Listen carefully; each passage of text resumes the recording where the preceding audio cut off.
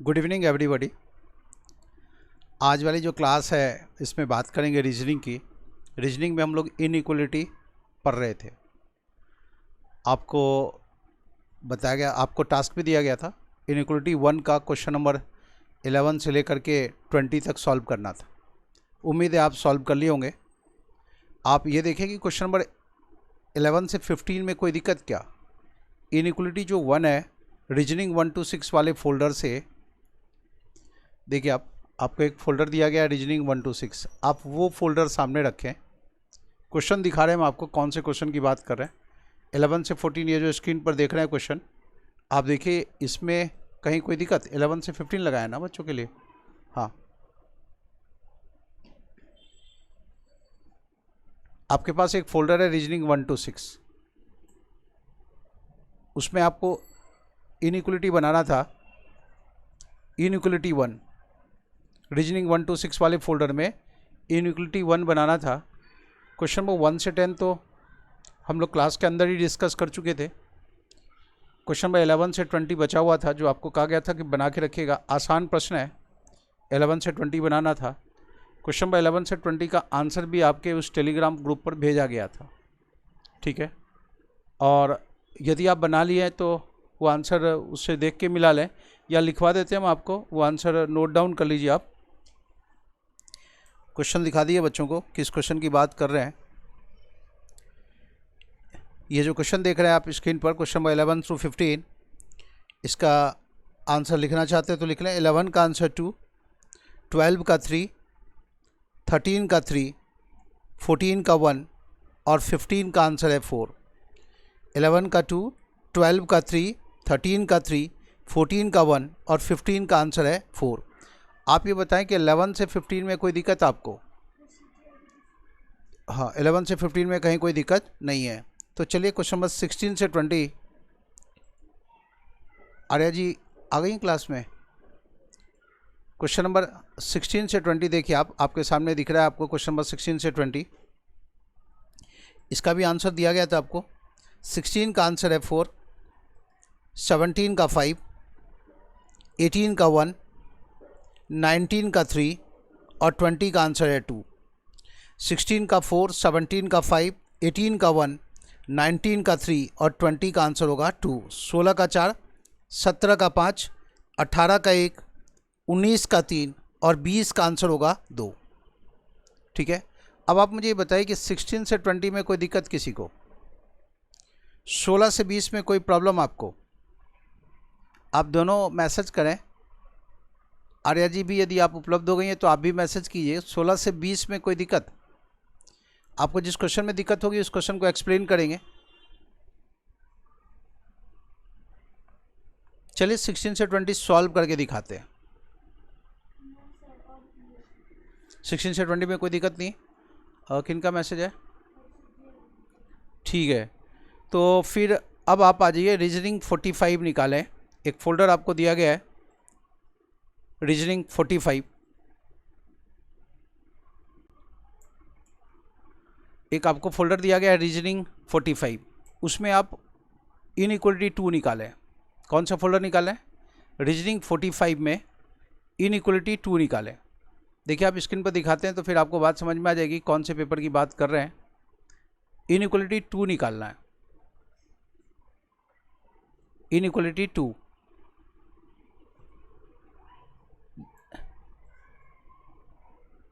Paper लगा रहा है अभी स्क्रीन पर दिख जाएगा आपको पेपर, कौन से पेपर की बात करें। ये पेपर निकालना है, देख लिया आप। क्या आप इसको बना लिए? क्या आप इसे पूरा कर लिए?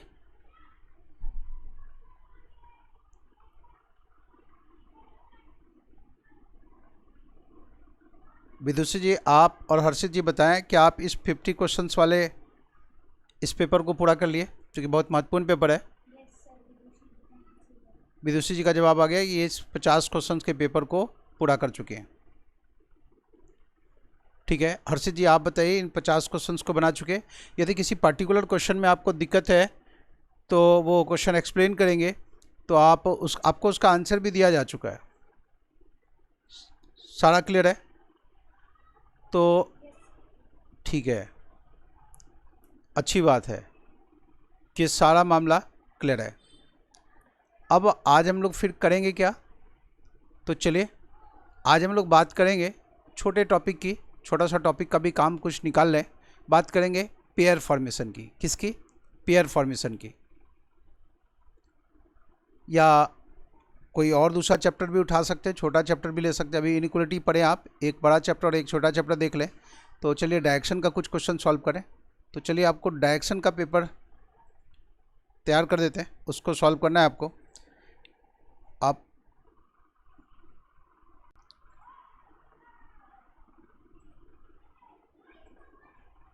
तैयार हैं सभी लोग? देखिए आप डायरेक्शन चैप्टर से आप 1% की उम्मीद तो कर ही सकते हैं, कभी कभी 2-3% भी आ जाता है। जैसे आप रिलेशनशिप का पार्ट 1 पार्ट 2 पूरा कर चुके हैं, उसमें पार्ट 3 बचा हुआ है। पार्ट 3 से क्वेश्चन कम आता है, इसलिए उसकी चर्चा नहीं की। और डायरेक्शन से कितने प्रश्नों की उम्मीद कर सकते हैं? कम से कम 1 प्रश्न। छोटे चैप्टर में इसकी गिनती होती है और कभी कभी 2-3 प्रश्न भी इस चैप्टर से आ जाता है। तो चलिए इसके लिए बेसिक चीज़ देख लें आप।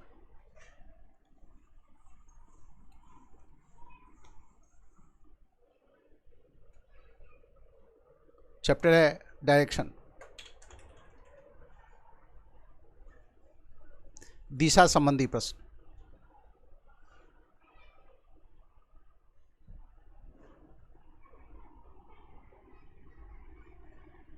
ठीक है, देखिए आप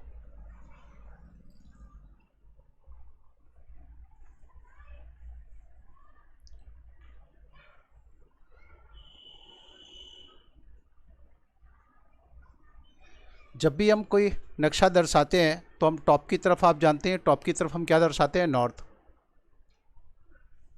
नॉर्थ, बॉटम की तरफ साउथ, ये है वेस्ट। आ जाएगा, स्क्रीन पर आ रही है वेस्ट, और ये है ईस्ट। एक प्रश्न के लिए हमें ये भी पढ़ना है, तो इस काम को भी ख़त्म कर दें। इसके बाद हम लोग एक बड़े चैप्टर में आ जाएंगे और बड़ा चैप्टर पढ़ेंगे सैलोजिज्म। तो इसको भी पूरा करना है, पूरी निष्ठा के साथ इस चैप्टर को भी देखें, ताकि कई बार क्या होता है, इस चैप्टर के प्रश्न में भी लोगों को उलझन हो जाती है, तो वो उलझन ना हो। नॉर्थ, ईस्ट, साउथ और वेस्ट। टॉप की तरफ नॉर्थ, बॉटम की तरफ साउथ, लेफ्ट साइड में वेस्ट और राइट साइड में हम दर्शाते क्या है? ईस्ट। घड़ी की सुई की दिशा में देखें, क्लॉकवाइज डायरेक्शन में बढ़ें तो नॉर्थ, ईस्ट, साउथ और वेस्ट मिलता है। क्लॉकवाइज डायरेक्शन में बढ़ें तो एन, ई, एस और डब्ल्यू मिलता है। एन का मतलब नॉर्थ, ई का मतलब ईस्ट, एस का मतलब साउथ और डब्ल्यू का मतलब हो गया वेस्ट। नॉर्थ से चलें, घड़ी की सुई की दिशा में देखें तो हमें क्या मिलता है? एन, ई, एस और डब्ल्यू मिलता है। तो ये चीज़ भी ध्यान में होना चाहिए, इसकी भी ज़रूरत पड़ जाती है। अब आप ये भी देखें, ये जो दिशा है ये कौन सी दिशा है? तो नॉर्थ ईस्ट, नॉर्थ और ईस्ट के बीच में। और ये साउथ ईस्ट, ये साउथ वेस्ट और फिर ये नॉर्थ वेस्ट। ठीक है, नॉर्थ वेस्ट, एन डब्ल्यू। देखिए आप नॉर्थ ईस्ट से चले, north east, south east, south west और उसके बाद नॉर्थ वेस्ट। ये लाइन भी ध्यान में रखना है। यदि हम नॉर्थ ईस्ट से चलेंगे तो क्या मिलना है क्लॉकवाइज डायरेक्शन में? नॉर्थ ईस्ट, साउथ वेस्ट और नॉर्थ वेस्ट। इसकी ज़रूरत ज़्यादा पड़ती है, तो ये तो बिल्कुल ध्यान में हो और इसे भी ध्यान में रखना है। आपको ये भी ध्यान में हो कि नॉर्थ का उल्टा साउथ, साउथ का उल्टा नॉर्थ, वेस्ट का उल्टा ईस्ट, ईस्ट का उल्टा वेस्ट। वैसे ही नॉर्थ ईस्ट का उल्टा क्या? तो नॉर्थ का उल्टा साउथ और ईस्ट का उल्टा वेस्ट, तो नॉर्थ ईस्ट का उल्टा साउथ वेस्ट, साउथ वेस्ट का उल्टा नॉर्थ ईस्ट। वैसे ही नॉर्थ वेस्ट का उल्टा साउथ ईस्ट और साउथ ईस्ट का उल्टा नॉर्थ वेस्ट। इतनी बात समझ रहे हैं?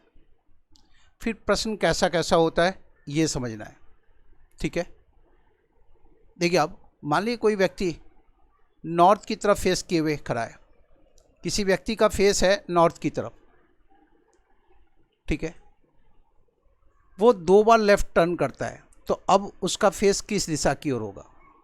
कोई व्यक्ति फेस कर रहा है नॉर्थ की तरफ, वो 2 बार लेफ्ट टर्न करता है तो अब उसका फेस किस दिशा की ओर होगा? नॉर्थ की तरफ फेस है, देखिए आप ऐसे 2 बार लेफ्ट टर्न करेगा, 1 बार लेफ्ट टर्न करेगा तो उसकी दिशा ये होगी, 1 बार लेफ्ट टर्न करने के बाद फिर लेफ्ट टर्न करेगा तो अब दिशा ये होगी। किसी व्यक्ति का फेस नॉर्थ की तरफ हो, वो व्यक्ति 2 बार लेफ्ट टर्न करेगा तो क्या होगा? डायरेक्शन अपोजिट हो जाएगा। नॉर्थ की तरफ फेस था तो अब उसका फेस हो जाएगा साउथ की तरफ। तो आपको ये चीज़ ध्यान में कैसे रखना है? तो देखिए आप सीधा ध्यान में रखना है कि 2 बार लेफ्ट का मतलब होगा, 2 बार लेफ्ट का मतलब होगा डायरेक्शन अपोजिट हो जाएगा। डायरेक्शन क्या होगा? अपोजिट हो जाएगा, अपोजिट डायरेक्शन। किसी व्यक्ति का फेस है नॉर्थ की तरफ, यह व्यक्ति 2 बार लेफ्ट टर्न करेगा तो उसका फेस किधर हो जाएगा? साउथ की तरफ। किसी व्यक्ति का फेस है वेस्ट की तरफ, यह व्यक्ति 2 बार लेफ्ट टर्न करेगा तो अब उसका फेस किधर हो जाएगा? ईस्ट की तरफ। जो भी डायरेक्शन है वो अपोजिट हो जाएगा। 2 लेफ्ट का मतलब हो गया अपोजिट डायरेक्शन। प्रश्न उठता है कि 4 बार लेफ्ट टर्न करे तो क्या होगा? 4 बार लेफ्ट टर्न कर जाए व्यक्ति तो क्या होगा? किसी व्यक्ति का फेस है नॉर्थ की तरफ, 4 बार लेफ्ट टर्न करेगा तो क्या होगा? देखिए 1 बार लेफ्ट टर्न हो गया, फिर दोबारा लेफ्ट टर्न हो गया, फिर तीसरी बार लेफ्ट टर्न हो गया, चौथी बार लेफ्ट टर्न करेगा तो वो सेम पोजीशन सेम डायरेक्शन की तरफ हो जाएगा। तो 4 बार लेफ्ट टर्न का मतलब होता है सेम डायरेक्शन। 4 बार लेफ्ट टर्न का मतलब क्या होगा? Same direction. अब यदि मान लीजिए प्रश्न ऐसा है, किसी व्यक्ति का फेस है नॉर्थ की तरफ और यह व्यक्ति 3 बार लेफ्ट टर्न किया तो अब उसका फेस किस दिशा की ओर होगा? किसी व्यक्ति का फेस है नॉर्थ की तरफ, यह व्यक्ति 3 बार लेफ्ट टर्न किया तो अब उसका फेस किस दिशा की ओर होगा? तो ध्यान रहे, 3 बार लेफ्ट टर्न करने का मतलब होगा, ये बात बराबर है 1 बार राइट टर्न करने के। 3 बार लेफ्ट का क्या मतलब होगा? तो 1 बार राइट टर्न। प्रश्न कैसा होगा? यदि किसी व्यक्ति का फेस है नॉर्थ की तरफ, यह व्यक्ति 3 बार लेफ्ट टर्न करेगा तो उसकी दिशा कौन सी होगी? तो हम क्या करेंगे, 3 बार लेफ्ट का मतलब हो गया 1 बार राइट, तो इसको 1 बार राइट टर्न कर दें। उसकी दिशा कौन सी होगी? ये दिशा कौन सी है? तो जवाब होगा ईस्ट। जवाब होगा ईस्ट। तो ध्यान रखिए, जहाँ हमें 3 बार लेफ्ट टर्न करना है तो वहाँ हम उसके बदले में क्या कर सकते हैं? हम 1 बार राइट टर्न कर सकते हैं, तो काम आसान हो जाएगा। ऐसे भी देखिए आप, मान लीजिए आप इस तरह से नहीं चलना चाहते, तो व्यक्ति का फेस है नॉर्थ की तरफ, जब पहली बार वो लेफ्ट टर्न करेगा तो दिशा ये होगी, जब दूसरी बार लेफ्ट टर्न करेगा तो दिशा ये होगी, और जब वो तीसरी बार लेफ्ट टर्न करेगा तो दिशा ये होगी। तो यदि हम इतना देर टाइम लगाएंगे तो उससे जल्दी कैसे सोच सकते हैं? ये ख्याल रखिए, 3 बार लेफ्ट टर्न का मतलब क्या हो गया? 1 बार राइट टर्न। तो सीधा 1 बार राइट टर्न कर लेंगे। नॉर्थ फेस है, नॉर्थ की तरफ फेस है व्यक्ति का, 1 बार राइट टर्न करेंगे तो व्यक्ति का फेस ईस्ट की तरफ हो जाएगा। ये देख रहे हैं आप, जैसे यहाँ देख रहे हैं 2 बार लेफ्ट टर्न का मतलब अपोजिट डायरेक्शन, 4 बार लेफ्ट टर्न का मतलब सेम डायरेक्शन, 3 बार लेफ्ट का मतलब हो गया 1 बार राइट टर्न। वैसे ही देखिए आप, 2 बार राइट टर्न का मतलब होगा अपोजिट डायरेक्शन। 2 बार राइट टर्न का क्या मतलब होगा? Opposite direction. मान लीजिए किसी व्यक्ति का जो फेस है वो वेस्ट की तरफ है, यह व्यक्ति 2 बार राइट टर्न करता है तो इसका फेस किस दिशा में होगा? तो जवाब है वेस्ट का उल्टा क्या होगा? East, opposite direction.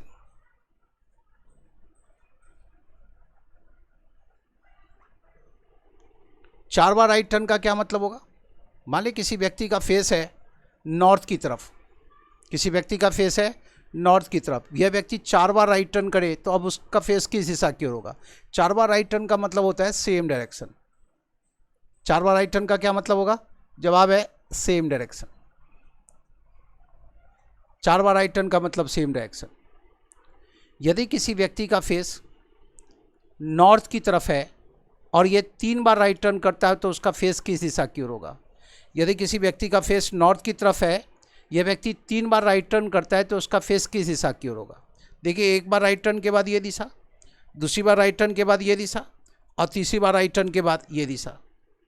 तो ख्याल ये रखना है कि 3 बार राइट टर्न का मतलब होगा 1 बार लेफ्ट टर्न। 3 बार राइट टर्न का क्या मतलब होगा? 1 बार लेफ्ट टर्न। ठीक है, तो मान लीजिए किसी व्यक्ति का फेस है नॉर्थ की तरफ, ये 3 बार राइट टर्न किया तो अब उसका फेस किस दिशा की ओर होगा, तो हम क्या करेंगे, जल्दी से एक बार लेफ्ट टर्न कर लेंगे। दिशा कौन सी होगी, तो जवाब होगा वेस्ट। ये चीज़ ध्यान में होना चाहिए, ये भी चीज़ ध्यान में होना चाहिए। प्रश्न इस चैप्टर में जो प्रश्न आता है वो डायरेक्शन से रिलेटेड तो होता ही है, दिशा संबंधी तो प्रश्न होता ही है, डिस्टेंस से रिलेटेड भी प्रश्न होता है। और प्रीलिम्स के अंदर कम से कम 1-2 प्रश्न तो मिलना ही मिलना है। तो बिल्कुल तैयार रहिए कि ऐसा प्रश्न मिलेगा और उसे हमें सॉल्व करना है। अब ये जान लेना भी बहुत ज़रूरी है आपको कि पजल के अंदर भी डायरेक्शन बेस्ड पजल पूछा जाता है, तो वहाँ भी आपको इससे मदद मिलेगी।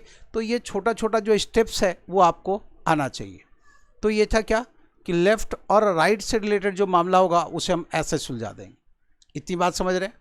वैसे ही एंगल से रिलेटेड भी जो केस होगा, मान लीजिए किसी प्रश्न में लेफ़्ट और राइट, लेफ़्ट का भी केस है राइट का भी केस है, तो क्या करेंगे। जैसे देखिए आप, मान लीजिए प्रश्न आपको ऐसा मिला कि किसी व्यक्ति का जो फेस है वो वेस्ट की तरफ है, किसी व्यक्ति का जो फेस है वो वेस्ट की तरफ है। प्रश्न पड़े ऐसा, यह व्यक्ति लेफ्ट टर्न किया, फिर लेफ्ट टर्न किया, फिर राइट टर्न किया, फिर लेफ्ट टर्न किया, फिर राइट टर्न किया, फिर राइट टर्न किया, फिर राइट टर्न किया, फिर लेफ्ट टर्न किया और फिर वो राइट टर्न किया और पूछा गया अब उसका फेस किस दिशा की ओर है।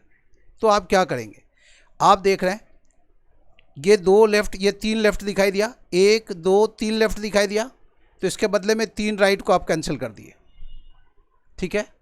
फिर ये 1 लेफ्ट दिखाई दिया तो बदले में 1 राइट कैंसिल कर दिए, तो बचा क्या, 1 बार राइट टर्न। किसी व्यक्ति का फेस है वेस्ट की तरफ, वो व्यक्ति 1 बार राइट टर्न करेगा तो उसकी दिशा कौन सी होगी, 1 बार राइट टर्न करेगा तो अब वो नॉर्थ की तरफ फेस कर रहा है, तो जवाब हो जाएगा कि अब उसका फेस व्यक्ति का किधर है, तो नॉर्थ की तरफ। हम ऑप्शन में नॉर्थ ढूंढ लेंगे, आंसर मार्क कर देंगे। प्रश्न क्या आपसे पूछे, यदि किसी व्यक्ति का फेस है वेस्ट की तरफ, यह व्यक्ति लेफ्ट टर्न करता है, फिर लेफ्ट टर्न करता है, फिर राइट टर्न करता है, फिर लेफ्ट टर्न करता है, फिर राइट टर्न करता है, फिर राइट टर्न करता है, फिर राइट टर्न करता है, फिर लेफ्ट टर्न करता है, फिर राइट टर्न करता है। अब इस व्यक्ति का फेस किस दिशा की ओर है, तो आप कुल मिला के लेफ्ट कितना है, कुल मिला के राइट कितना है वो देख लीजिए। यदि हम लेफ्ट की गिनती करें तो 1 2 3 और ये 4, 4 बार लेफ्ट टर्न देख रहे हैं आप, और राइट टर्न की गिनती करें तो 1 2 3 4, 4 बार राइट टर्न है, तो बच क्या जाएगा, 1 राइट एक्स्ट्रा है। 5 बार राइट टर्न है ना, तो 4 लेफ्ट से 4 राइट कैंसिल किए, 1 राइट बच गया। अब इसको 1 बार राइट टर्न कर लीजिए तो जवाब हो जाएगा नॉर्थ। तो वैसा प्रश्न जिसमें लेफ्ट और राइट का ही जिक्र हो तो उसमें हम ये देख लेते हैं लेफ्ट ज़्यादा है या राइट ज़्यादा है, बड़े वाले में से छोटा वाला माइनस कर लेते हैं, फिर जो बच गया उसके अकॉर्डिंगली, जो रिजल्टेंट डायरेक्शन बच गया उसके अकॉर्डिंगली रोटेट कर देते हैं, फिर हम आंसर तक पहुँच जाते हैं। तो इसके लिए आपको क्या चीज़ है, ये चीज़ पता होना चाहिए कि 2 लेफ्ट का मतलब अपोजिट डायरेक्शन, 4 बार लेफ्ट का मतलब सेम डायरेक्शन, 3 बार लेफ्ट का मतलब 1 बार राइट, 2 बार राइट का मतलब अपोजिट डायरेक्शन, 4 राइट का मतलब सेम डायरेक्शन, 3 राइट का मतलब क्या होगा, 1 बार लेफ्ट।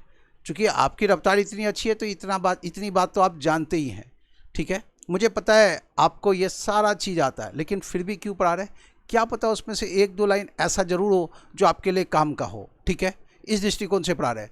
मुझे पता है कि आपका लेवल क्या है, आपका लेवल बहुत अच्छा है आप लोगों का, ठीक है, ज़रूरत नहीं है इन चीज़ों की, लेकिन फिर भी पढ़ा क्यों रहे, ताकि शायद 1-2 लाइन ऐसा हो जो आप भूल गए हो या नहीं जानते हो तो वो भी जान लें, ताकि इस चैप्टर में आपकी स्थिति मजबूती बनी रहे।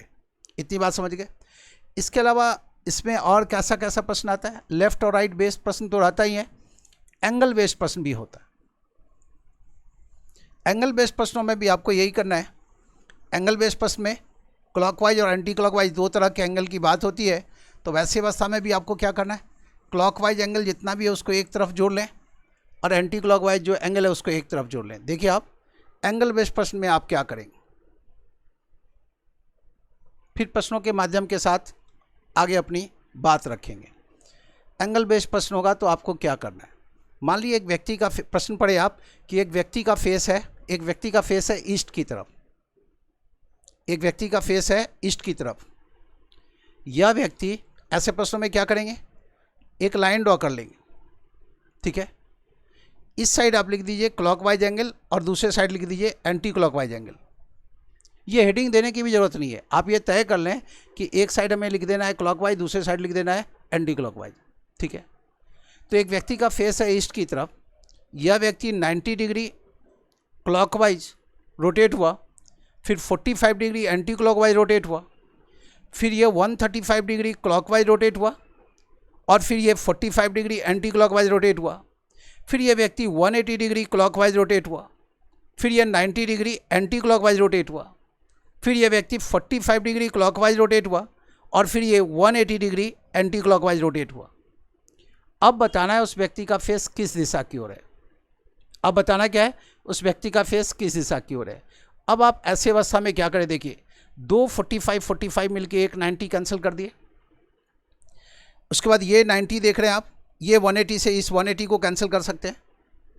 ये 135 का मतलब क्या हो गया, 90 + 45, तो इस 90 से हम एक 90 इसमें से हटा दिए तो बच गया 45। ये 45 और ये 45 मिलके कितना हो गया, 90 डिग्री। किस दिशा में, तो क्लॉकवाइज।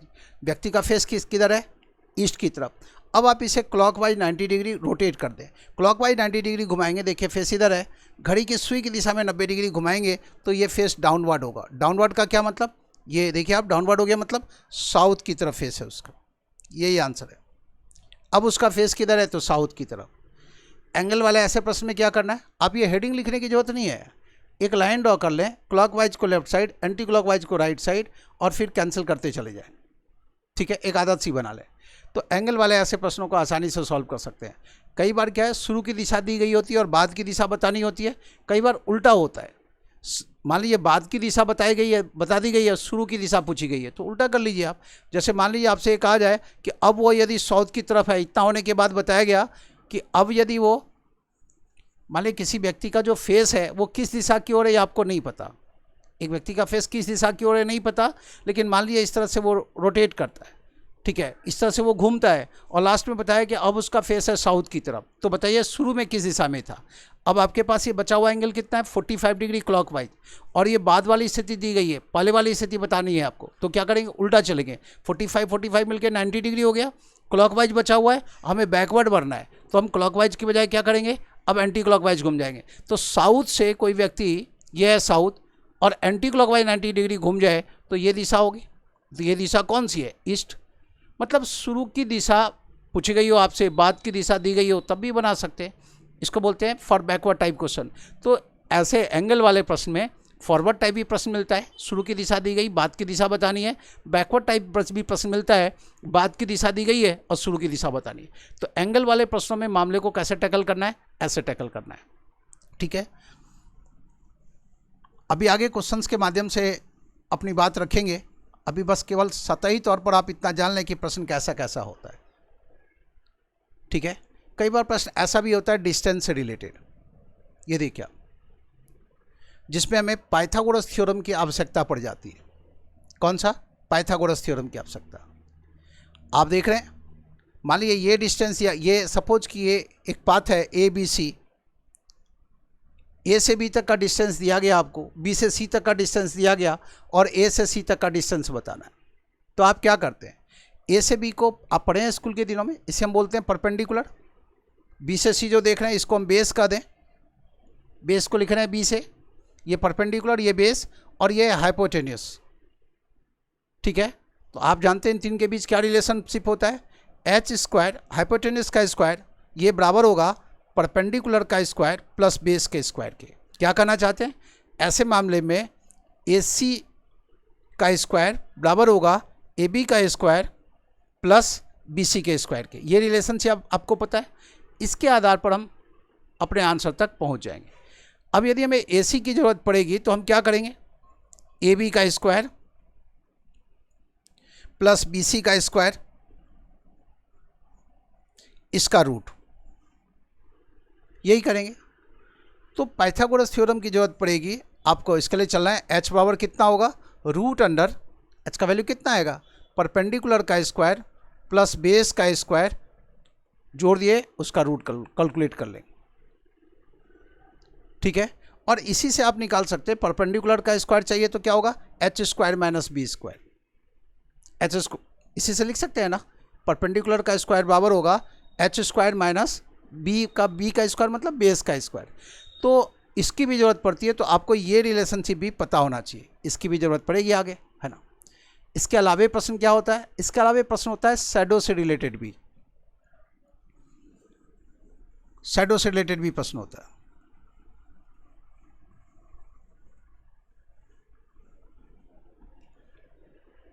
शैडो से रिलेटेड प्रश्न, छाया से रिलेटेड प्रश्न।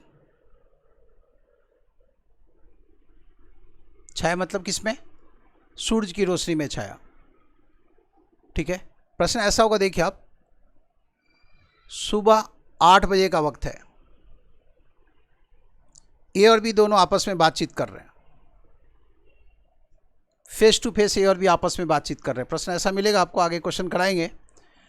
सुबह 8 बजे का वक्त है, ए और बी फेस टू फेस आपस में बातचीत कर रहे हैं। बी का जो शेडो है वो बी के लेफ्ट साइड में है। बी का जो शेडो किधर है? बी के लेफ्ट साइड में शेडो है।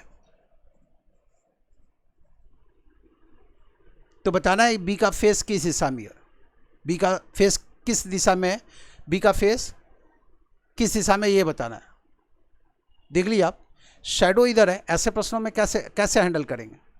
इसमें यह भी महत्वपूर्ण होता है सुबह का वक्त है या शाम का। सुबह का वक्त है तो सूर्य किधर होगा? सुबह में सूर्य किधर होगा? ईस्ट में। और 12 बजे टॉप पर, 12 बजे के बाद वेस्ट की तरफ सूर्य शिफ्ट होगा। ठीक है, तो सुबह का वक्त है और शैडो इधर है, इसका मतलब सूर्य इधर है। प्रश्न क्या है? सुबह का वक्त है, 8 o'clock का वक्त है, ए और बी फेस टू फेस बातचीत कर रहे हैं, बी का शैडो बी के लेफ्ट में है, तो बताएं बी का फेस किस दिशा की ओर है। सुबह का वक्त है, ए और बी फेस टू फेस बातचीत कर रहे हैं, बी का शैडो बी के लेफ्ट में है, तो बताएं बी का फेस किस डायरेक्शन में, किस दिशा को बी फेस कर रहा है। ठीक है, तो देखिए आप, शैडो इधर है मतलब सूर्य इधर है, छाया किधर पड़ेगी? सूर्य जिधर है उसके विपरीत पोजीशन पर छाया होगी। मेरी छाया मेरे पीछे कब होगी? जब सूर्य आगे हो। मेरी छाया मेरे आगे कब होगी? जब सूर्य पीछे हो। मेरी छाया मेरे बाईं ओर तब होगी जब सूर्य दाहिनी ओर हो, और मेरी छाया मेरे दाहिनी ओर तब होगी जब सूर्य बाईं ओर हो। मेरी छाया मेरे पैरों के नीचे कब होगी? जब सूर्य टॉप पर हो। तो शैडो इधर होना मतलब सूर्य इधर है, और सुबह का वक्त है तो सूर्य जिधर है वो ईस्ट है। तो आप क्या कहेंगे? ये ईस्ट है या ईस्ट है। हम लोग बात कर रहे हैं कि इसमें जो शैडो वाला प्रश्न होता है वो कैसा होता है। सुबह का वक्त है, ये ईस्ट है, तो ईस्ट के ठीक अपोजिट क्या होगा? तो वेस्ट होगा। और आपको पता है घड़ी की सुई की दिशा में बढ़ें तो क्या मिलता है? NESW मिलता है। नॉर्थ के बाद ईस्ट आता है घड़ी की सुई की दिशा में। ये ईस्ट है तो इसका मतलब ये नॉर्थ है। घड़ी की सुई की दिशा में नॉर्थ के बाद ईस्ट आता है, ये देख रहे हैं ना आप, NESW इसका इस्तेमाल किए। और ये नॉर्थ है तो ये साउथ है। हम आपसे क्या पूछ रहे हैं? हम आपसे पूछ रहे हैं कि बी का फेस किस दिशा की ओर है, तो बी का फेस नॉर्थ की तरफ है। ठीक है, ध्यान क्या रखना है? शैडो किधर बनेगा? सूरज के अपोजिट पोजीशन पर शैडो बनेगा। सुबह का वक्त है, मन में बात आ सकती है कि बी को इधर लिख दें और ए को इधर लिख दें तो जवाब चेंज नहीं हो जाएगा। नहीं चेंज होगा, करके देख लीजिएगा। बोर्ड को ही घुमा देंगे तो ए इधर और बी इधर हो जाएगा, तब भी यही जवाब होगा। प्रश्न हम आपसे क्या पूछे फिर से सुन लें, हालांकि वैसा प्रश्न आगे लिखा हुआ मिलेगा तो बात और स्पष्ट होगी। ए और बी फेस टू फेस बातचीत कर रहे हैं, सुबह का वक्त है, 8 बजे का वक्त है, बी का जो शेडो है बी के लेफ्ट में, तो बताएं बी का फेस किस दिशा में है। शेडो लेफ्ट में होना मतलब बी के राइट साइड में सूर्य है, और सुबह का वक्त है तो ये ईस्ट है, बी के राइट साइड में ईस्ट है, तो बी के लेफ्ट साइड में वेस्ट हो गया। और ये लाइन देख रहे हैं आप, NESW मिलता है, एन नॉर्थ ईस्ट साउथ और वेस्ट, ये ईस्ट है, इसका मतलब ये नॉर्थ है। इस लाइन का यहाँ इस्तेमाल किए, और नॉर्थ के अपोजिट क्या होना है? साउथ होना है। बी का फेस किस दिशा की ओर है? तो बी का फेस नॉर्थ की तरफ। यहाँ तक समझे? ठीक है, अब यहाँ पर एक चीज़ और ध्यान में रखें तो ज़्यादा आसान है। सुबह का वक्त है, सुबह का वक्त है, शैडो यदि लेफ्ट में, सुबह का वक्त है और शैडो यदि लेफ्ट में, तो समझ लिए कि व्यक्ति का फेस किधर है? नॉर्थ की तरफ है। सुबह का वक्त है, किसी व्यक्ति का शैडो उसके लेफ्ट में है, तो इसका मतलब व्यक्ति फेस कर रहा है किधर? नॉर्थ की तरफ। ये LN ध्यान में रखिए। लेफ्ट साइड में शैडो है, सुबह का वक्त है, लेफ्ट साइड में शैडो है, तो व्यक्ति का फेस किधर है? नॉर्थ की तरफ। और यदि राइट साइड में शैडो है, सुबह का वक्त है, व्यक्ति का शैडो व्यक्ति के राइट साइड में, वैसे अवस्था में क्या हो जाएगा? शैडो राइट साइड में। जैसे ये देखिए आप, ए का जो शैडो है वो ए के राइट साइड में, तो ए का फेस किधर है? साउथ की तरफ। आप इसको कैसे याद रख सकते हैं? LN RS ऐसे ध्यान में ही रखिए। LN, L के पास का लेटर एन और आर के पास का लेटर एस। सुबह का वक्त है, लेफ्ट में शैडो है, ठीक है, मतलब व्यक्ति का फेस है नॉर्थ की तरफ। सुबह का वक्त है, किसी व्यक्ति का शैडो उसके राइट साइड में है, तो मतलब व्यक्ति का फेस है किधर, साउथ की तरफ। ये ध्यान में रखिए, एल के पास का लेटर एन और आर का पास का लेटर हो गया एस। शाम का वक्त होगा तो क्या होगा, ये मॉर्निंग की स्थिति में। शाम के वक्त के केस में क्या होगा, यदि मान लीजिए इवनिंग का वक्त हो, लेफ्ट में शैडो है तो क्या होगा, तो ये इंटरचेंज हो जाएगा। इवनिंग का वक्त है, शैडो लेफ्ट में, मतलब व्यक्ति साउथ की तरफ फेस कर रहा है। क्या करेंगे, इस एन और एस को इंटरचेंज करेंगे। इवनिंग का वक्त है, किसी व्यक्ति का शैडो उसके लेफ्ट में है, मतलब व्यक्ति साउथ की तरफ फेस कर रहा है, उल्टा हो जाएगा।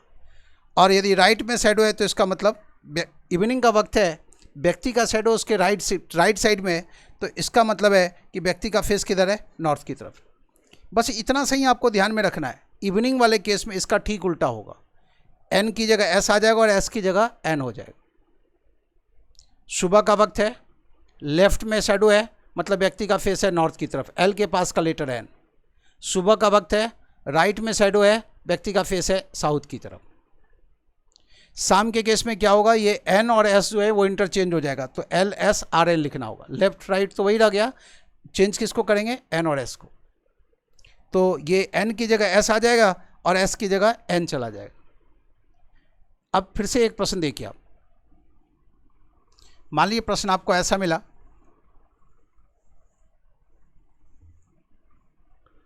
कि पी और क्यू फेस टू फेस बातचीत कर रहे हैं। पी और क्यू फेस टू फेस बातचीत कर रहे हैं और वक्त है कब का, शाम का। शाम का वक्त है, पी और क्यू फेस टू फेस बातचीत कर रहे हैं। क्यू का जो शैडो है वो क्यू के राइट साइड में। क्यू का जो शैडो है वो क्यू के राइट साइड में। आप पी और क्यू जैसे लिखना है लिख दीजिए, क्यू का शैडो क्यू के राइट साइड में, ठीक है। आपको पता है सुबह के केस में राइट साइड में शैडो का मतलब साउथ की तरफ फेस कर रहा है और शाम में उल्टा हो जाता है। राइट साइड में शैडो आ रहा है, इसका मतलब ये व्यक्ति नॉर्थ की तरफ फेस कर रहा है। चलिए चेक करके दिखाते हैं। ये देखिए ना, राइट साइड में शैडो है किसी व्यक्ति का, मतलब उस राइट साइड में शैडो का मतलब है व्यक्ति नॉर्थ की तरफ फेस कर रहा है। अब देखिए इसको ऐसे समझिए, इवनिंग का वक्त है, इधर शैडो है, राइट साइड में शैडो है, मतलब लेफ्ट साइड में सूरज है। सूरज किधर है, लेफ्ट साइड में। इवनिंग का वक्त है। अब इवनिंग का वक्त का मतलब आप ये ना समझ लें कि शाम के 8 बजे 7:30 बजे, ऐसा नहीं। कई बार टाइमिंग का भी जिक्र होता है, शाम के 4 बज रहे हैं, मतलब जब बात थोड़ी ऐसे प्रश्नों में इवनिंग के मतलब सूर्यास्त नहीं हुआ है, ठीक है, अभी सूर्य आकाश में ही है। तो देखिए आप, इवनिंग का वक्त है तो छाया इधर है, मतलब सूर्य इधर है, और सूर्य जिधर है इवनिंग के वक्त में सूर्य किधर, तो ये वेस्ट है। तो ये वेस्ट है, तो वेस्ट के अपोजिट क्या होगा, ईस्ट होगा, तो ये ईस्ट है। और आप जानते हैं क्लॉकवाइज डायरेक्शन में आता क्या है, NESW आता है, मतलब ये नॉर्थ होगा। तब ना नॉर्थ, ईस्ट, और नॉर्थ का अपोजिट क्या होगा, साउथ, ये साउथ है। प्रश्न है आपसे कि क्यू का फेस किस दिशा की ओर है, क्यू का फेस है नॉर्थ की तरफ। बताया आपको कि राइट साइड में शैडो है, इवनिंग का वक्त है, तो व्यक्ति का फेस किधर होगा, नॉर्थ की तरफ। बस इतना याद रखना है, LNRS, ये याद रखना है। L के पास का लेटर N, R के पास का लेटर S। जब सुबह की बात हो, शाम की बात होगी तो इसका ठीक उल्टा हो जाएगा, N और S इंटरचेंज हो जाएगा। तो LNRS भी ये आपको ध्यान में रखना है। सुबह के केस में जो देख रहे हैं आप, शाम के केस में क्या है, ये इंटरचेंज हो जाएगा। यहाँ तक ठीक है। ये इंटरचेंज तब भी हो जाएगा, मान लीजिए सुबह का वक्त है, ये इंटरचेंज कब भी हो जाएगा, एक और केस है जब ये इंटरचेंज करना पड़ेगा। सुबह का वक्त है और कोई व्यक्ति अपने सर के बल खड़ा हो, ये तो बात हो रही है ना कि सुबह का वक्त है, व्यक्ति अपने पैर के बल पर खड़ा है, पैर पर खड़ा है, सर के बल खड़ा होगा ना, तो फिर ये चेंज हो जाएगा। सर के बल खड़ा है तो N की जगह S लिख देंगे और S की जगह N लिख देंगे। मतलब इसमें हम N और S को इंटरचेंज दो परिस्थितियों में करेंगे। एक परिस्थिति तब जब सुबह की जगह शाम की बात हो रही है तो, या व्यक्ति पैर की बजाय सर के बल पर खड़ा हो तब भी, ठीक है। तो इसमें ख्याल रखना है, मॉर्निंग इवनिंग का केस को भी देखना है, पैर के बल खड़ा है या सर के बल खड़ा है, उस पर भी डिपेंड करता है। तो ऐसे प्रश्नों को हैंडल ऐसे करें। प्रश्न यहाँ क्या पूछे आपसे, पी और क्यू फेस टू फेस बातचीत कर रहे हैं, ठीक है, क्यू का शैडो क्यू के राइट साइड में, शाम का वक्त है, 4 बज रहे हैं, तो बताएं क्यू का फेस किस दिशा की ओर है। क्यू का शैडो राइट साइड में होना, सुबह होता तो कहते कि क्यू साउथ की तरफ फेस कर रहा है, आर के पास का लेटर एस हो जाता, लेकिन शाम की बात हो रही है तो आर के पास एस नहीं करेंगे, शाम की बात हो रही है तो साउथ की जगह नॉर्थ आ जाएगा, तो जवाब हो जाएगा नॉर्थ। यदि आपको ये चीज़ ध्यान में है तो आपको चित्र वगैरह बनाने की जरूरत नहीं है, सिचुएशन विजुलाइज करने की जरूरत नहीं है, आप फटाफट आंसर तक जा सकते हैं, ये ध्यान में रखिए।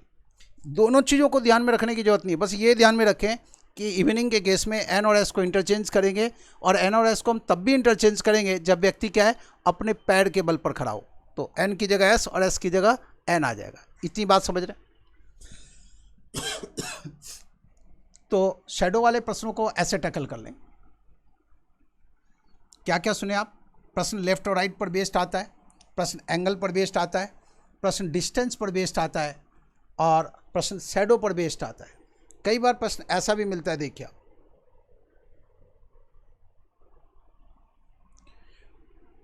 11 रो और 11 कॉलम में लोग खड़े हैं, मतलब कुल मिला के 121 लोग हैं, और सभी का फेस है वेस्ट की तरफ, ठीक है। 121 लोग खड़े हैं 11 रो और 11 कॉलम में, सभी का फेस किधर है, वेस्ट की तरफ। आपसे कहा गया कि जेड जो है वो ठीक बीच में है, जेड जो है उस पूरी व्यवस्था के केंद्र में, आर जेड से पीछे है। जब सबका फेस इधर है तो पीछे का मतलब होगा इस साइड, आर जेड से पीछे है, एन आर से पीछे है, टी एन के बाईं ओर है, टी एन के बाईं ओर है, ध्यान रख दिए। एल जेड से आगे है, एल जेड से, एल जेड के ठीक आगे है, तो एल यहां हो गया। फिर आपसे पूछा गया तो बताएं टी एल से किस दिशा में, टी किस से, एल से किस दिशा में, तो टी की दिशा बतानी है, टी की दिशा बतानी है कहाँ से, एल से, तो यहाँ पर एक प्लस का साइन बनाए, टी की दिशा बतानी है एल से, जहाँ से कहा गया वहाँ पर एक प्लस का साइन बताइए। टी की दिशा बतानी है एल से, तो ऐसे देखेंगे ये दिशा कौन सी होगी, बच्चों का देखिएगा मैसेज भी कुछ आए तो, ये दिशा कौन सी होगी, ये साउथ वाला लाइन है और ये ईस्ट वाला लाइन है, तो जवाब क्या होगा, साउथ ईस्ट। इतनी बात समझ गए? अब ऐसा प्रश्नों का तो ऐसे बना देंगे। प्रश्न क्या था यहाँ, 121 लोग खड़े हैं, सभी का फेस है वेस्ट की तरफ, जेड इस व्यवस्था के केंद्र में है, आर जेड के पीछे, एन आर के पीछे, टी एन के लेफ्ट साइड में, और एल जेड के आगे है, तो बताएं टी एल से किस दिशा में, तो जहां सेक आ गया वहां पर प्लस का साइन बनाइए और वहां से देखना है ये दिशा कौन सी है, साउथ ईस्ट, तो जवाब हो जाएगा साउथ ईस्ट। तरह तरह का प्रश्न आता है डायरेक्शन चैप्टर से, उन सारे प्रश्नों को हैंडल करने आपको आना चाहिए। फिलहाल क्वेश्चन नंबर 1 लगा रहे हैं स्क्रीन पर, आप क्वेश्चन नंबर 1 का जवाब दीजिए। डायरेक्शन वाला पेपर लगाए, क्वेश्चन नंबर 1 आपके सामने, जल्दी कीजिए।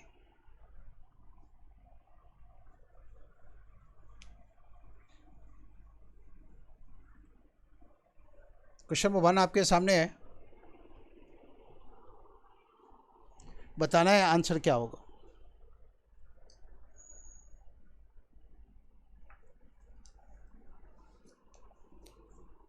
छोटा चैप्टर है, एक प्रश्न वाला चैप्टर है, तो बेहतर है इसको भी हम लोग लगे हाथ पूरा कर लें। मैथ्स में तो अभी आप मैथमेटिकल पजल पढ़ रहे हैं, डाटा इंटरप्रिटेशन की तैयारी कर रहे हैं आप, डाटा इंटरप्रिटेशन का पार्ट है मैथमेटिकल पजल, उसमें बच्चों को दिक्कत होती है, इसलिए उस चैप्टर को और डिटेल्स में हम लोग पढ़ रहे हैं ताकि वो दिक्कत ना हो।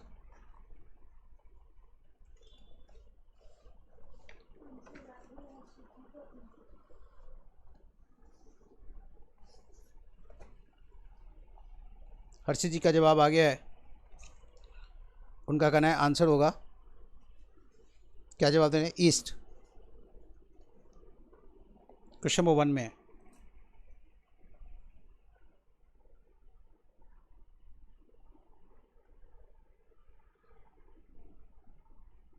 क्वेश्चन नंबर 1 में देखिए आपकी व्यक्ति कितनी बार राइट टर्न किया और कितनी बार लेफ्ट टर्न किया।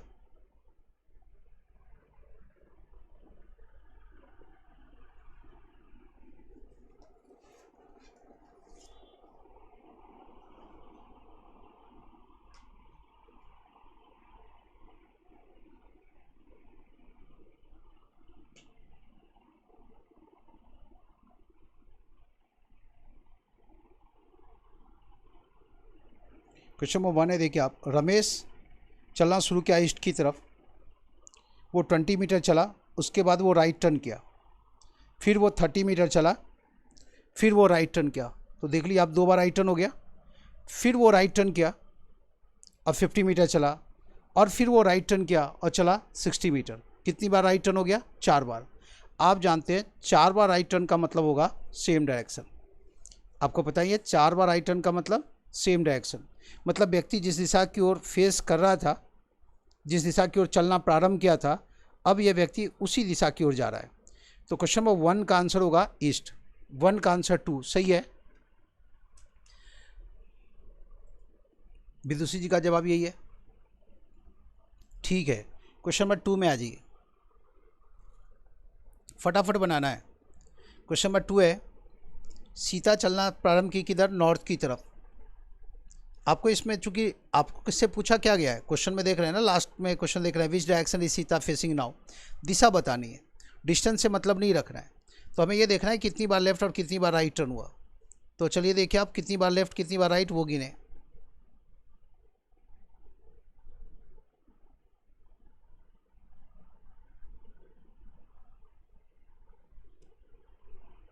बन गया, जवाब आ गया बच्चों का।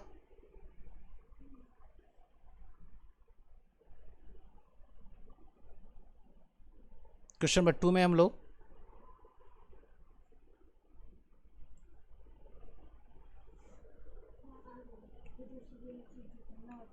हाँ नॉर्थ, क्वेश्चन नंबर 2 में हम लोग, आपका जवाब आ चुका है, आपका जवाब नॉर्थ है, सही जवाब है। क्वेश्चन नंबर 2 में देखिए आप, सीता चलना शुरू करती है नॉर्थ की तरफ, वो राइट टर्न करती है, फिर लेफ्ट टर्न करती है, फिर वो राइट टर्न करती है और फिर लेफ्ट टर्न करती है। नज़र तेज होनी चाहिए, फटाफट अगले लाइन पर फटाफट देखना है आपको, स्कैन करने आना चाहिए, स्कैन मतलब फटाफट अध्ययन करने आना चाहिए। तो आप देखिए क्वेश्चन नंबर 2 में सीता राइट टर्न की, फिर लेफ्ट टर्न की, फिर राइट टर्न की, फिर लेफ्ट टर्न की। तो पहले राइट से पहला लेफ्ट कैंसिल हो गया, दूसरे राइट से दूसरा लेफ्ट कैंसिल हो गया। तो एक दो राइट, कुल मिला के क्या देखें आप, इस बस में 2 राइट और 2 लेफ्ट है, तो कैंसिल ही हो गया। इसका क्या मतलब हुआ? इसका मतलब ये हुआ कि सीता यदि नॉर्थ की तरफ चलना शुरू की, तो 2 राइट 2 लेफ्ट के बाद उसका फेस किधर है? तो नॉर्थ की तरफ ही है। तो क्वेश्चन नंबर 2 का आंसर हो गया 1।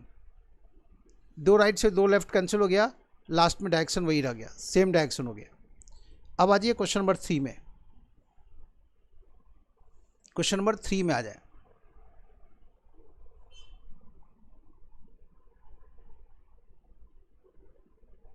राइट और लेफ्ट गिनती करना है इसमें।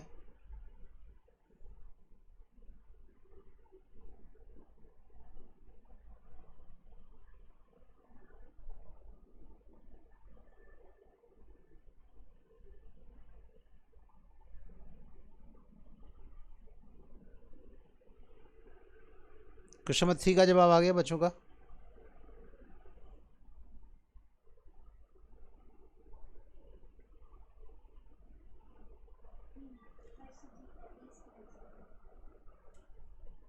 हर्षित जी का जवाब आ गया, विदुषी जी का भी जवाब आ गया। आप इस प्रश्न में क्या देखें, 2 राइट है, फिर 2 लेफ्ट है और फिर 2 राइट है। तो 2 राइट से 2 लेफ्ट कैंसिल हो गया, लास्ट में बच गया 2 राइट। और 2 राइट का मतलब होता है अपोजिट डायरेक्शन। इस प्रश्न में दीपू वेस्ट की तरफ चलना शुरू की थी, तो वेस्ट का अपोजिट ईस्ट होता है, तो आंसर क्या होगा? ईस्ट। क्वेश्चन नंबर 3 का आंसर होगा 2। अब आ जाइए क्वेश्चन नंबर 4 पर।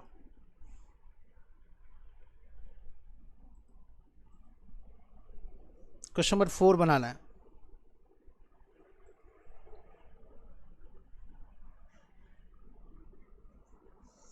क्वेश्चन नंबर 4 बनाना है।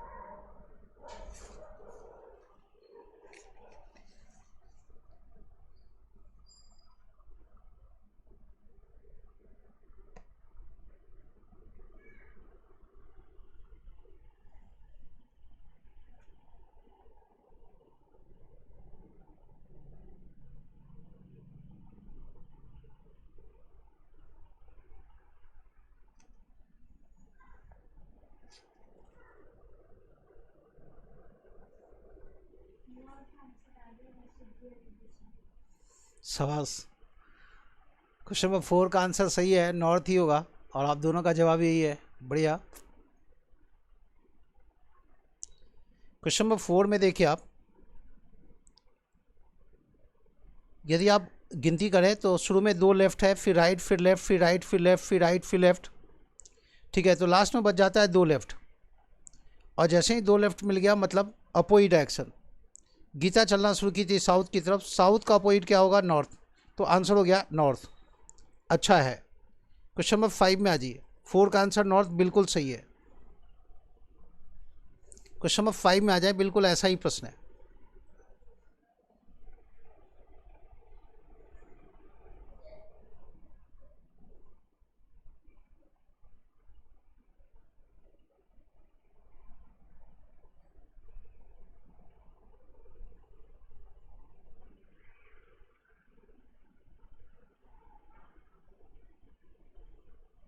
क्वेश्चन नंबर 5 बनाना है, जल्दी करें।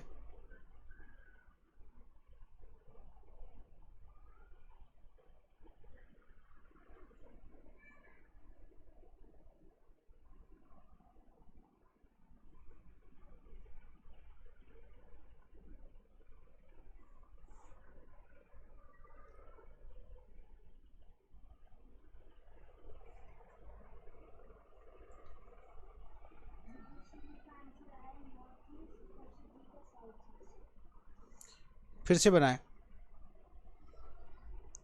दोनों लोग फिर से बनाएं।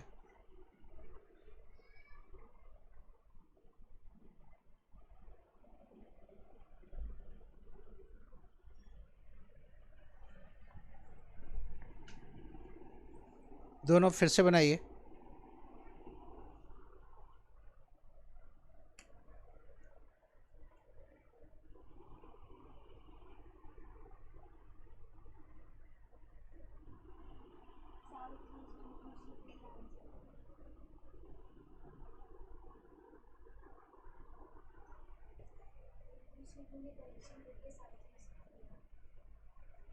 पहले भी तो यही जवाब था विदुषी जी का। अच्छा, नॉर्थ ईस्ट था। हर्षित जी का साउथ ईस्ट था। देखिए आप, क्वेश्चन नंबर 5 में व्यक्ति का फेस किधर है? नॉर्थ वेस्ट की तरफ। देख लिया, शुरू में लिखा हुआ है नॉर्थ वेस्ट, है ना। कमल से रिलेटेड इन्फॉर्मेशन है, उसका फेस किधर है? नॉर्थ वेस्ट की तरफ। तो व्यक्ति का फेस है नॉर्थ वेस्ट की तरफ। फिर ये व्यक्ति लेफ्ट टर्न किया, राइट टर्न किया, फिर लेफ्ट टर्न, फिर लेफ्ट टर्न, फिर लेफ्ट टर्न, फिर राइट टर्न, फिर लेफ्ट टर्न। ऐसा हुआ।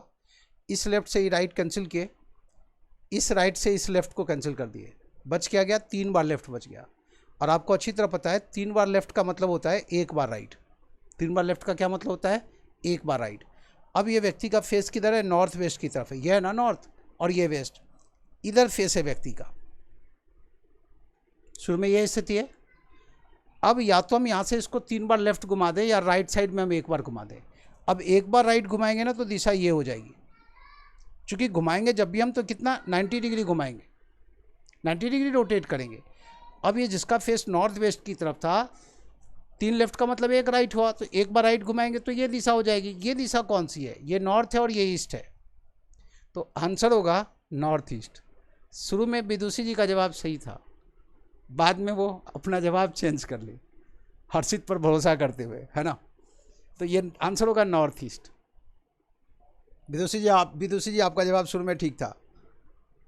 आपसे कहा गया रिव्यू के लिए, इसलिए कहा गया कि यदि हम ये बताते कि इनका सही है इनका गलत है तो फिर क्या होता, फिर बात ही स्पष्ट हो जाती है। तो उसके लिए क्या किए कि दोनों अपना अपना जवाब चेक कीजिए।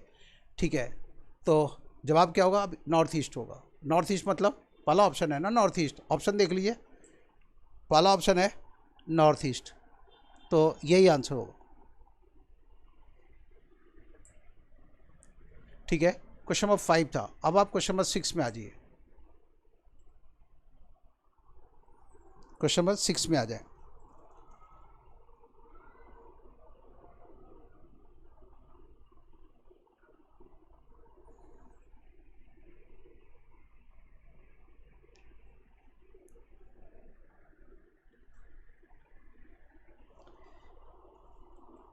क्वेश्चन नंबर 6 बनाना है, जल्दी करें।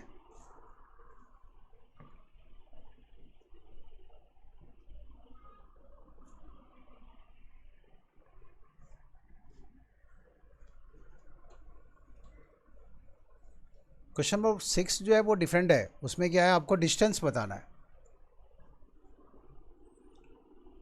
तो आपको एक लेआउट तैयार करना पड़ेगा।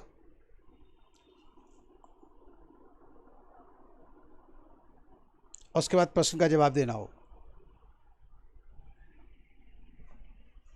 कोशिश कीजिए, बनता है ठीक है, नहीं बनता है तो बना के दिखाएंगे।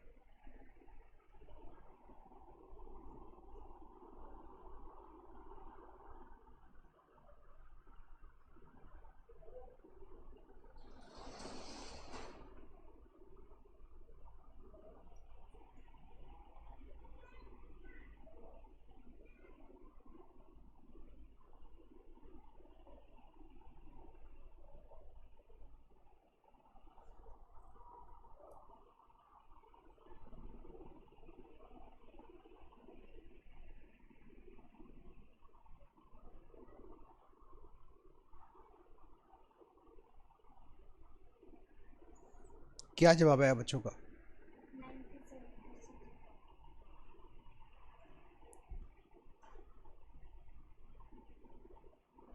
सही जवाब है।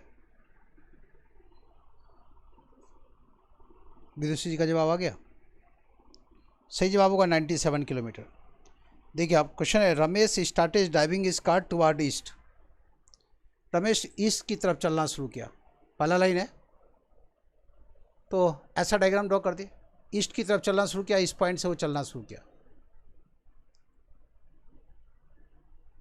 कितना चला वो देखिए आप, क्वेश्चन पार्ट देखिए। वो ईस्ट की तरफ चलना शुरू किया, कितना, 20 किलोमीटर चला। उसके बाद राइट टर्न करके 32 किलोमीटर चला। 20 किलोमीटर चला, फिर राइट टर्न किया। इधर से इधर जाता व्यक्ति लेफ्ट टर्न करेगा, इधर जाएगा, राइट टर्न करेगा तो नीचे आएगा। राइट टर्न किया और चला 32 किलोमीटर। ठीक है, फिर उसके बाद क्या हुआ वो पढ़िए आप। फिर उसके बाद वो लेफ्ट टर्न किया, चला 45 किलोमीटर। इधर से इधर आता व्यक्ति लेफ्ट टर्न करेगा, इधर से इधर आप आ रहे हैं, इस लाइन पर आप आ रहे हैं, लेफ्ट टर्न करेंगे तो इधर जाएंगे। लेफ्ट टर्न किया व्यक्ति और चला 45 किलोमीटर। ये है देखिए, लेफ्ट टर्न किया और चला 45 किलोमीटर, यहाँ पहुँच गया। इसके बाद वाला लाइन देखिए, उसके बाद फिर वो राइट टर्न किया और चला 40 किलोमीटर। इधर से इधर जाता व्यक्ति राइट टर्न करेगा तो चलेगा नीचे 40 किलोमीटर, यहाँ पहुँच गया।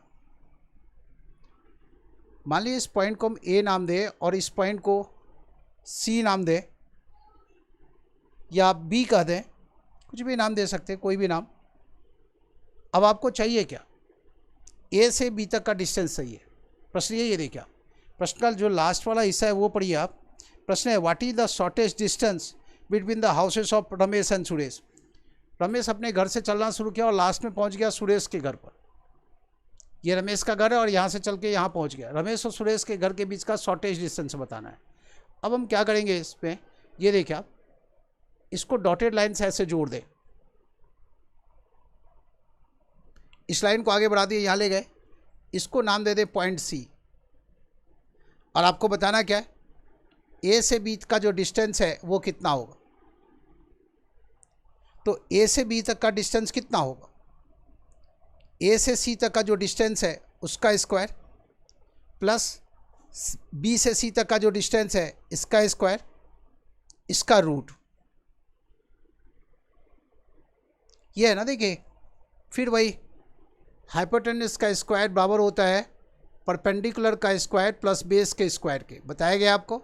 और h का वैल्यू लास्ट पे क्या हो जाता है, ये p का स्क्वायर प्लस b का स्क्वायर, इसको जोड़ दें और इसका रूट कैलकुलेट करें। यही करेंगे ना, ये ब्रैकेट है।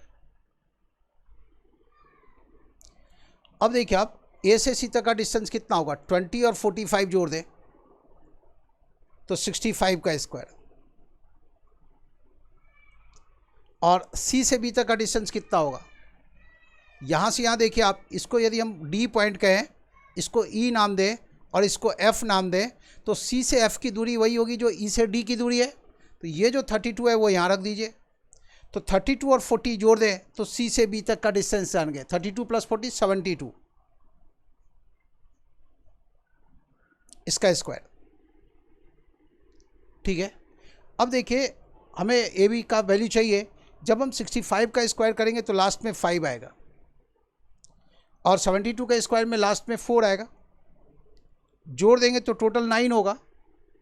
मतलब इसको जब ऐड करेंगे तो जो नंबर आएगा इस रूट के अंदर उसमें लास्ट में 9 होगा। लास्ट में 9 कब आता है? जब ऑप्शन के अंत में लास्ट किस नंबर के स्क्वायर में लास्ट में 9 आएगा? जो नंबर है वो यदि 3 से एंड हो रहा हो या 7 से एंड हो रहा हो तो लास्ट में 9 आएगा। अब चलिए ऑप्शन को देखिए, कितने ऑप्शन ऐसे हैं जो 3 से या 7 से एंड हो रहे हैं। 9 कब आएगा? जब किसी नंबर के लास्ट में 3 है, उसका स्क्वायर करेंगे 9 होगा, या लास्ट में 7 हो तो 3 से तो कोई एंड ही नहीं हो रहा है हमारे पास ऑप्शन, तो 97 वाला ऑप्शन ही आंसर हो गया। ये तो बात हुई जवाब की, कि जैसे ही हमें जवाब दिख गया हम आगे बढ़ जाएंगे, लेकिन फिलहाल क्लास में है तो इस काम को पूरा करें। अब आपको स्क्वायर कैलकुलेट करना तो सीखे आप। 65 का स्क्वायर कितना होगा? 5 इंटू 5 25 और 7 इंटू 6 42। याद है ना? किसी नंबर का राइट साइड के डिजिट्स का टोटल 10 और लेफ्ट साइड का फिगर सेम हो तो स्क्वायर करना आसान होता है। 72 का स्क्वायर कितना होगा? 2 का स्क्वायर 4, 7 इंटू 2 14 का डबल 28, 2 49 प्लस 2 51। 72 का स्क्वायर इतना हो गया 5184। जोड़ दिए इसको, 9 8 प्लस 2 10 0 1, 2 प्लस 1 3 प्लस 1 4 और 4 प्लस 5 9। अब आपको देखना है किसका स्क्वायर करेंगे कि उसका रिजल्ट आ जाएगा 9409। दिए गए नंबर में से किसके स्क्वायर में रिजल्ट आ जाएगा 9409? ऑप्शन देखिए, क्या 95 के स्क्वायर में लास्ट में 09 आएगा? जवाब है नहीं। क्या 96 के केस में आएगा? नहीं। क्या 98 के केस में आएगा? नहीं। तो आंसर क्या? 97। वैसे भी देखिए, 97 को 97 से गुना करना आपको सिखाया गया है। 100 के पास का नंबर को गुना करना आसान होता है। 100 से ये 3 कम है, ये भी 100 से 3 कम है। -3 को -3 से गुना करेंगे होगा +9, लिखना है 2 डिजिट में। और 97 -3 करेंगे तो 94 हो गया। रूट नहीं कैलकुलेट करने चले जाएंगे, ऐसे देख लेंगे कि हाँ 97 को 97 से गुना करने पर 9409 आता है। तो ठीक है, तो ये कितना हो जाएगा? तो 97 हो जाएगा। ये सारा फिगर जो देख रहे हैं वो किलोमीटर में था, तो ये रिजल्ट भी किस में है? किलोमीटर में है। और आपसे पूछा भी गया है कि ऑप्शन आपको बताना है, प्रश्न में लिखा हुआ है कि किलोमीटर में कितना होगा, यही बताइए। तो ठीक है, 97 आंसर होगा। समझ रहे हैं? अभी तो फिलहाल आप ऐसा पूरा चित्र बनाए, शुरू के दिनों में आप चित्र बना लीजिए, कोई परेशानी नहीं, लेकिन बाद में क्या करना है? कोशिश करना है इससे बचने का। तो जैसे ही ये व्यक्ति, देखिए आप, जैसे ये व्यक्ति ईस्ट की तरफ चला और फिर राइट टर्न करने का मतलब हो गया साउथ, और साउथ की तरफ जाता हुआ व्यक्ति लेफ्ट टर्न करेगा मतलब ईस्ट। तो इस प्रश्न में क्या हुआ? ये 20 और ये 45 जोड़ ले। प्रश्न वाले हिस्से में दिख रहा है ना, 20 और ये 45 जोड़ लिए 65, 32 और 40 जोड़ लिए 72। 65 का स्क्वायर इतना, 72 का स्क्वायर इतना, जोड़ देंगे तो इतना आएगा। हमारा जो रिजल्ट आ रहा है उसमें लास्ट में 9 है, लेकिन जब आप रूट कैलकुलेट करेंगे तो जो आंसर आएगा उसमें लास्ट में या तो 3 होगा या 7 होगा। वह नंबर जिसके अंत में 9 हो, ठीक है। और जब आप रूट कैलकुलेट करेंगे तो रिजल्ट या तो 3 से फिनिश होगा या 7 से। डेसिमल में फिगर नहीं आएगा यहाँ पर। क्यों नहीं आएगा? क्योंकि कोई भी ऑप्शन डेसिमल में नहीं है। तो आप ये मत समझने लगिएगा कि यहाँ पर डेसिमल में आ जाएगा तो क्या होगा, कोई भी ऑप्शन डेसिमल में नहीं है, ठीक है। तो इसी में से चुनना है आपको। 4 ही ऑप्शन दिए हैं ताकि आपका काम आसान हो जाए। एग्जाम में 5वां ऑप्शन नन ऑफ दीज भी रहता है, ठीक है। तो आप ये लास्ट में 9 आ रहा है तो किस में होगा? या तो 3 या 7 के केस में। 3 वाला ऑप्शन है नहीं, 7 वाला ऑप्शन है। तो अब कंफर्म होने के लिए क्या किया? 97 को 97 से गुना करके भी देखें कि इतना आ रहा है या नहीं आ रहा है। पुष्टि हो गई, आंसर मिल गया हमें, और यही आंसर है। कितना? 97, ठीक है। अगले प्रश्न में आ जाइए, क्वेश्चन नंबर 7। क्वेश्चन नंबर 7 बनाना है। छोटा चैप्टर है, एक छोटा चैप्टर एक बड़ा चैप्टर, ऐसे करके काम को आगे बढ़ाते जाएंगे। और कैलकुलेशन में जो कुछ सीखें वो रीजनिंग में भी काम देता है। फिलहाल क्वेश्चन नंबर 7 बनाना है आपको।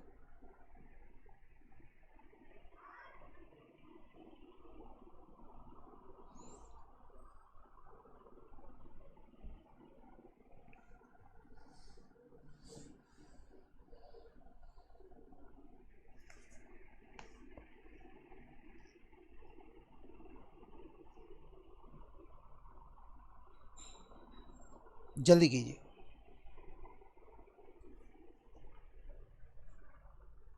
यदि लास्ट डिजिट से काम बन जाए तो बहुत अच्छा है, नहीं बन गया तो फिर पूरा कैलकुलेट कर लीजिए।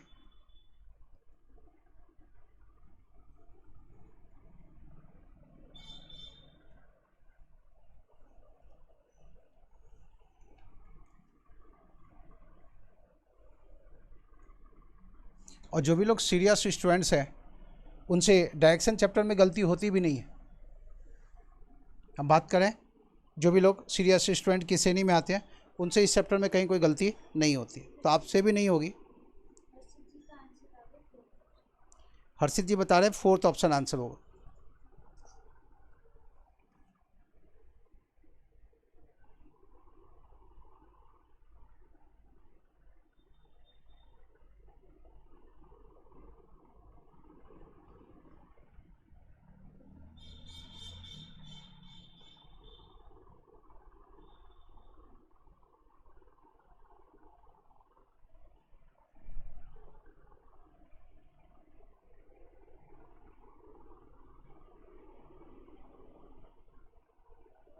डिस्टेंस बताना है, इसमें डायरेक्शन तो बताना नहीं है, डिस्टेंस पर फोकस रखना है।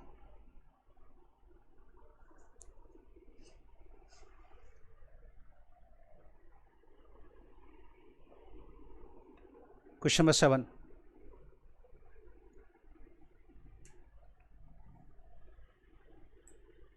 देखिए आप,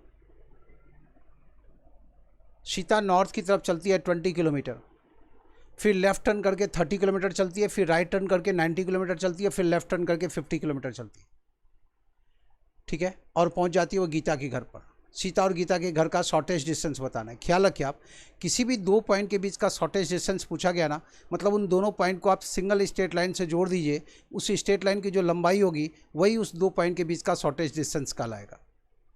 किसी भी दो पॉइंट के बीच का शॉर्टेज डिस्टेंस का मतलब क्या है, उन दोनों पॉइंट को हम एक स्ट्रेट लाइन से जोड़ दें, उस स्ट्रेट लाइन की जो लंबाई होगी वही उस दोनों पॉइंट के बीच का शॉर्टेज डिस्टेंस होगा। यदि आपसे ये पूछा जाए सीता और गीता के घर के बीच की दूरी कितनी है, शॉर्टेस्ट वर्ड मिसिंग हो, तब भी आपको शॉर्टेज डिस्टेंस ही समझना है। क्योंकि जब कोई व्यक्ति किसी से किसी भी दो पॉइंट के बीच का डिस्टेंस पूछता है तो वह व्यक्ति शॉर्टेज डिस्टेंस ही पूछता है, बेशक उस शॉर्टेस्ट वर्ड का वो इस्तेमाल करे या ना करे।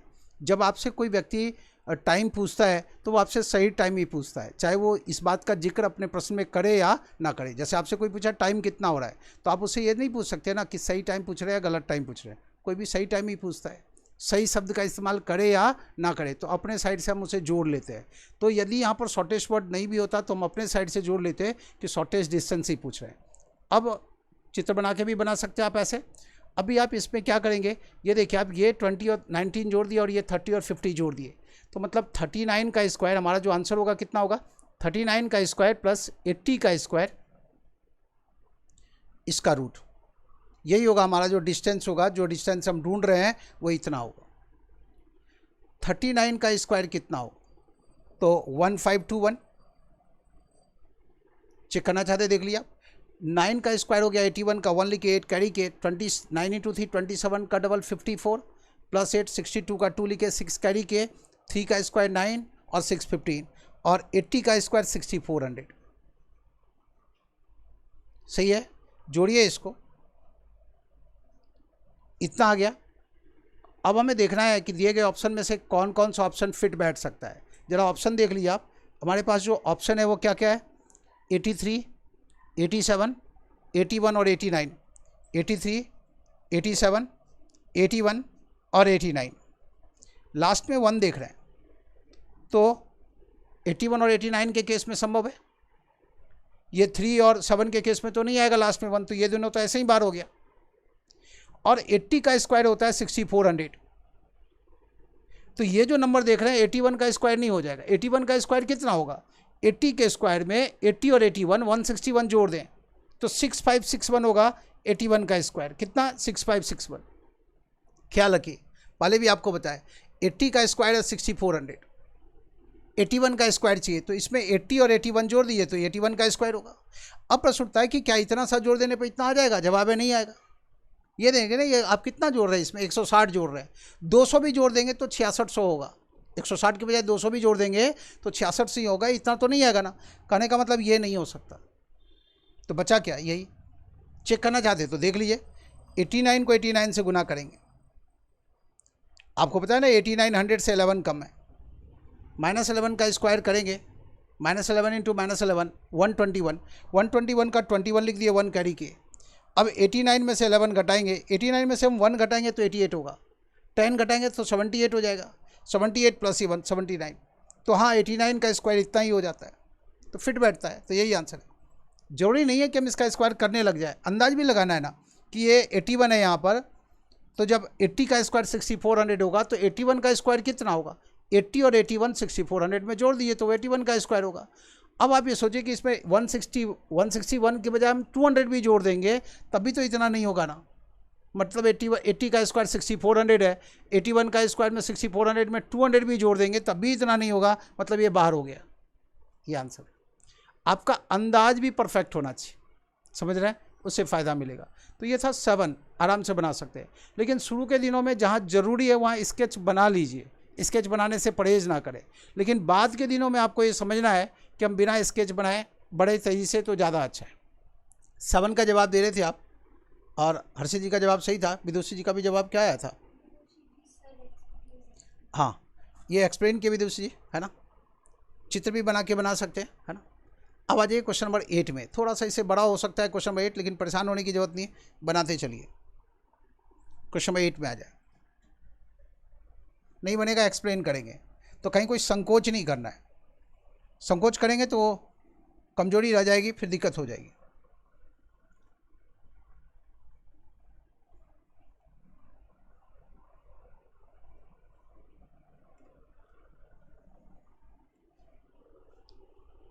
क्वेश्चन नंबर 8 बनाना है, जल्दी पूरा कीजिए।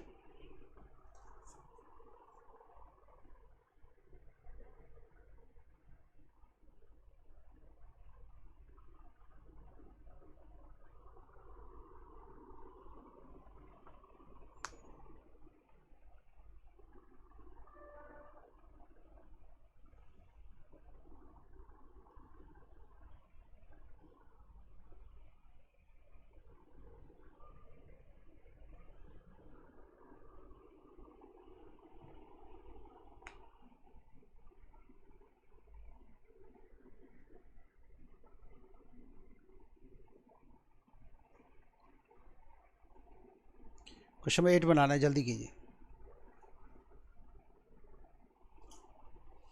बच्चों का जवाब आ गया?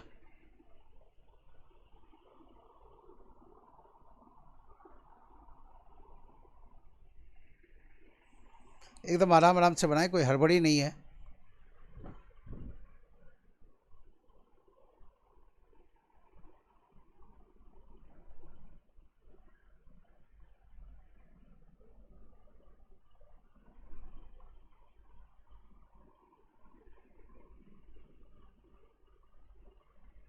यहाँ भी पाइथागोरस थ्योरम यूज होगा, बिल्कुल वैसा ही प्रश्न जैसा पीछे बनाए थे आप।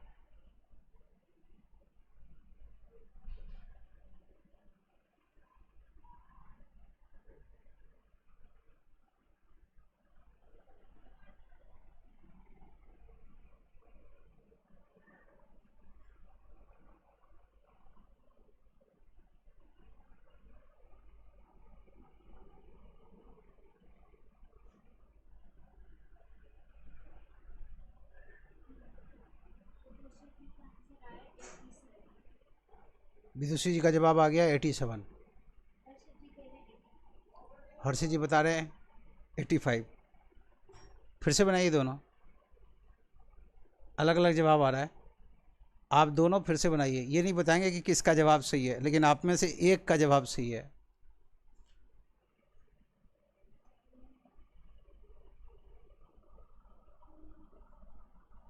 दोनों फिर से बनाएं।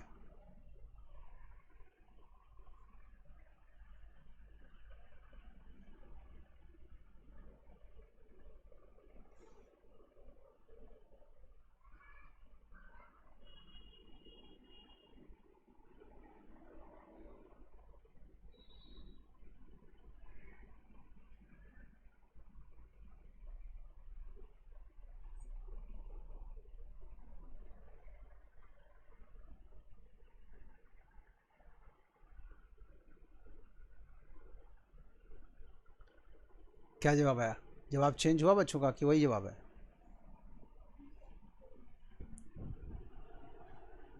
ऑप्शन है 85, 86, 87, 88, यही है ना।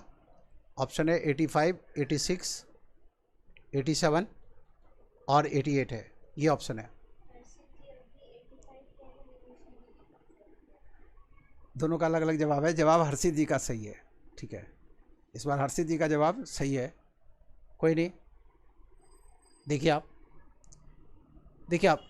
क्वेश्चन नंबर 8 में व्यक्ति चलना शुरू करता है किधर? वेस्ट की तरफ, वेस्ट की ओर चलना शुरू किया।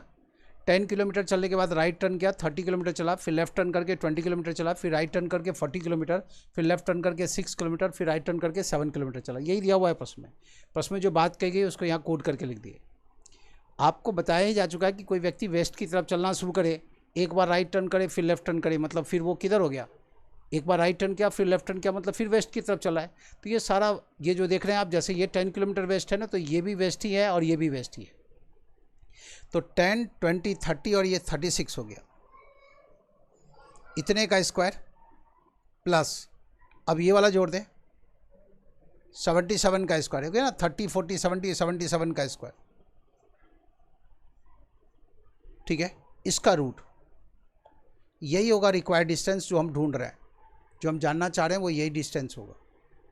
ठीक है, 36 के स्क्वायर में लास्ट में क्या आएगा? 6 आएगा, और 77 के स्क्वायर में लास्ट में 9 आएगा। 9 और 6 जोड़ेंगे तो लास्ट में क्या आएगा? 5 आएगा। ये जो अंदर रिजल्ट आने जा रहा है आगे, ठीक है, ये जो भी रिजल्ट आने जा रहा है इसमें लास्ट में क्या आएगा? 5 आएगा। अब इनमें से किसका स्क्वायर करेंगे कि लास्ट में 5 होगा? तो 85 में तो आ जाएगा, इसमें तो लास्ट में 6 आएगा, इसमें लास्ट में 9 आएगा, इसमें लास्ट में 4 आएगा। तो आंसर कौन सा होगा? ये होगा। बनाने की जरूरत नहीं थी, यहाँ तक पहुँचने के बाद ये आंसर पता चल गया। लेकिन अब बना के दिखाते हैं पूरा। ये तो बात हुई कि हमें आंसर दिख गया और हम आंसर तक कैसे जाएंगे। 36 का स्क्वायर कितना? तो 6 का स्क्वायर 36 का स्क्वायर 36, 6 लिख ले, 6 लिख दिए, 3 कैरी के। 18 का डबल 36 प्लस 3 39 का 9 लिखे, 3 कैरी के, 3 इंटू 3 9 और ये 3 जोड़ेंगे तो 12। 36 का स्क्वायर इतना। 77 का स्क्वायर कितना? 7 का स्क्वायर 49, 9 लिखे, 4 कैरी के, 7 इंटू 7 49 का डबल 98 प्लस 4 102 का 2 लिखे, 10 कैरी के, 7 इंटू 7 49 और 10 जोड़ देंगे तो 59। ऐड कर दें, 9 plus 6 15 5 1, 9 plus 1 10 plus 2 12 2 1, 2 plus 1 3 plus 9 12 2 1 plus 1 2 और ये 5 7 7 2 2 5 आया। ठीक है, अब हमें देखना है कि किसका स्क्वायर इतना होता है। 85 के स्क्वायर में लास्ट में 5 आएगा, 86 87 88 में तो हो ही नहीं सकता ऐसा। चेक भी कर लीजिए, 85 को 85 से कैसे गुना करते हैं, आपको बताया गया ये सब चीज़। राइट साइड के डिजिट्स का टोटल 10 हो और लेफ्ट साइड का फिगर सेम हो तो गुना करना आसान होता है। कैसे? 5 इंटू 5 25 और 8 में 1 जोड़ेंगे तो 9 हो गया। 9 इंटू 8 कितना? तो 72। तो रूट अंडर 7225 कितना होगा? तो जवाब है ये होगा 85 और यही हमारा आंसर होगा। ठीक है, पूरा कैलकुलेट करने की ज़रूरत नहीं थी, यहाँ से दिख गया था कि आंसर इनमें से कौन सा होगा। लेकिन चलिए ठीक है, ये कैलकुलेट करने भी आना चाहिए आपको। क्या पता मान लीजिए सब में लास्ट में 5 ही होता, सब में लास्ट में 5 ही होता, तो फिर तो आगे देखना होता ना कौन सा होगा। तो यहाँ पर जा के हम ऑप्शन से चलते हैं, हमें 85 का स्क्वायर करेंगे तो इतना आ जाएगा, नहीं होता तो इसका करके देखते हैं। रूट निकालने की जगह ना जाएँ, क्या करें, उल्टा चले। गुना करने में आपको महारत ज़्यादा हासिल है, स्क्वायर रूट की बजाय आप गुना तेजी से करते हैं। तो जो आपके आता है, जो आपका अपना एरिया है, प्रश्न को आप अपने एरिया में खींच के ले जाए और बना दे। 8 का जवाब था। आज ये क्वेश्चन नंबर 9 में, क्वेश्चन नंबर 9 बनाना है।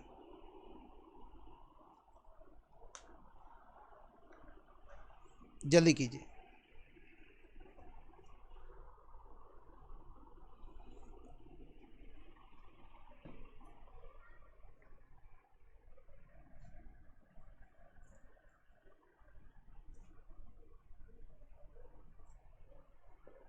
बेशक ये छोटा चैप्टर है, लेकिन सब चीज़ में हर एक चैप्टर को ढंग से पढ़ना पड़ेगा ताकि उससे रिलेटेड किसी भी प्रकार की कोई दिक्कत ना रहे। और यदि आप ऑलरेडी पहले से जानते हैं तो फिर जो कुछ समझाया जा रहा है इससे आपका काम और आसान होगा, है ना। तो छोटी और बड़ी चैप्टर उसको मिला के पढ़ते रहे।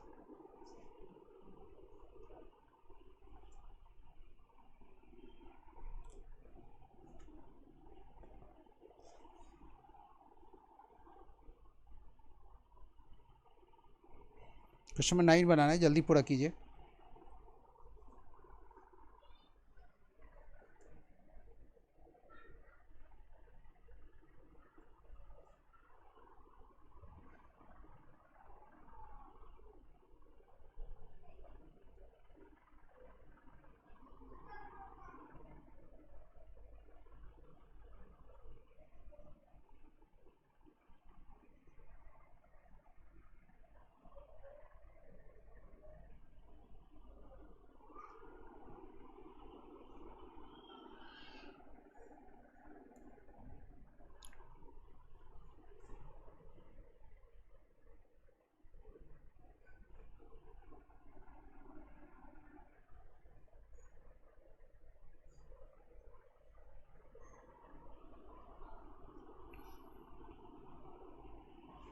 बच्चों का जवाब आ गया?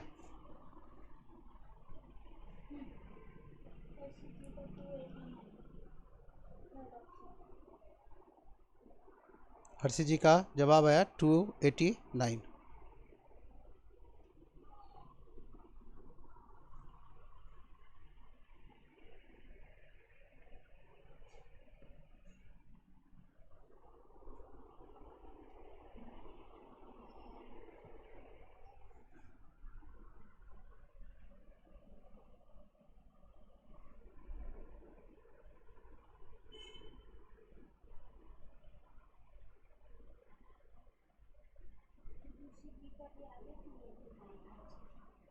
विदुषी जी का भी जवाब है 289।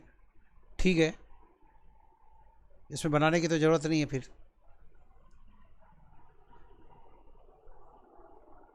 फिर भी देखिए बना देते हैं। क्वेश्चन नंबर 9 में हम लोग, व्यक्ति चलना शुरू करता है साउथ की तरफ। 30 किलोमीटर चलने के बाद लेफ़्ट टर्न करके 120 किलोमीटर चला व्यक्ति, फिर राइट टर्न करके 70 किलोमीटर, फिर लेफ़्ट टर्न करके 80 किलोमीटर, फिर राइट टर्न करके 61 किलोमीटर, फिर लेफ़्ट टर्न करके 40 किलोमीटर। देखिए आप साउथ की तरफ कोई व्यक्ति जा रहा है, लेफ़्ट टर्न किया राइट टर्न किया, मतलब फिर डायरेक्शन सेम ही हो गया, साउथ ही हो गया। तो ये जो देख रहे हैं आर देख रहे हैं, जहाँ जहाँ एल के बाद आर दिख रहा है, ये एल के बाद आर का मतलब साउथ ही हो गया। तो ये 30 और 70 100 और ये 61 161 का स्क्वायर, इतना तो हमें करना है। प्लस ये देखिए अब कितना हो गया, 120 और 80 200 और ये 40 240 का स्क्वायर। इसका रूट करेंगे। 1 के स्क्वायर में लास्ट में 1 आएगा और ये 0 आएगा। तो जो आपका रिजल्ट आएगा ये सब जोड़ने के बाद, उसमें लास्ट में क्या होगा, 1 होगा। दिए गए ऑप्शन में से किस में लास्ट में 1 आएगा? इसका जब हम स्क्वायर करेंगे तो 3 इंटू 3 9 हो जाएगा लास्ट में।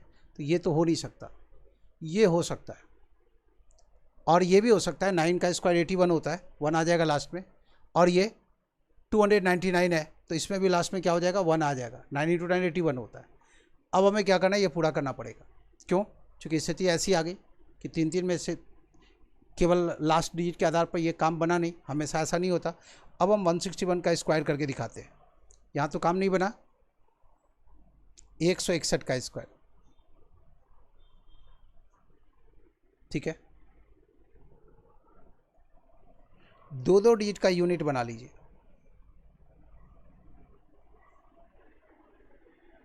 इन 2 डिजिट का यूनिट बना लें और इसका 1 डिजिट का ही रहने दें।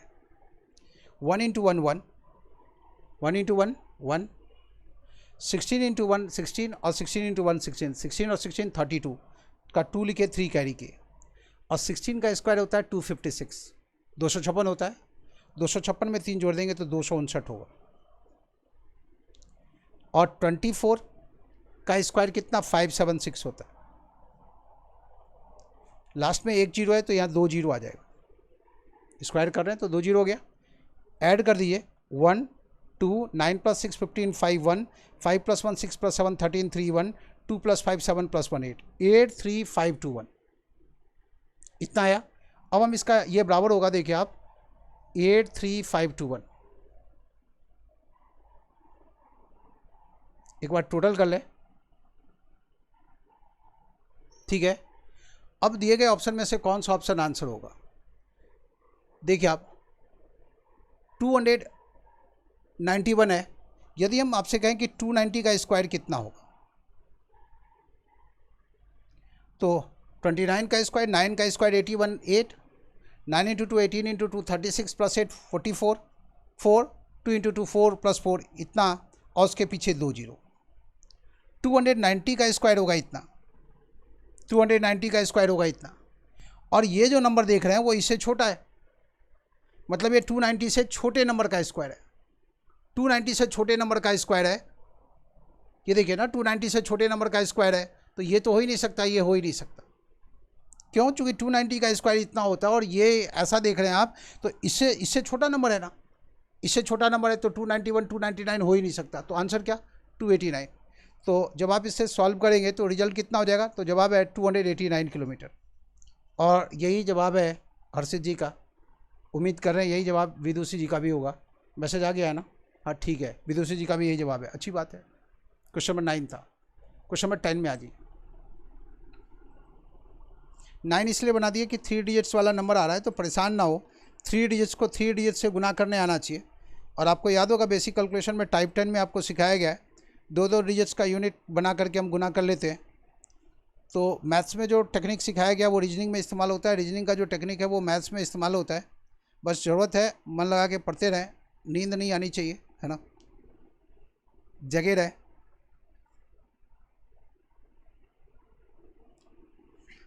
क्वेश्चन नंबर 10 बनाना है, जल्दी कीजिए। 6 से लेकर के 10 तक तो एक ही तरह का प्रश्न है, जैसे 1 से 5 एक ही तरह का प्रश्न था, वैसे 6 से लेकर 10 तक एक ही तरह का प्रश्न है। तो जल्दी से आप 10 पूरा कीजिए।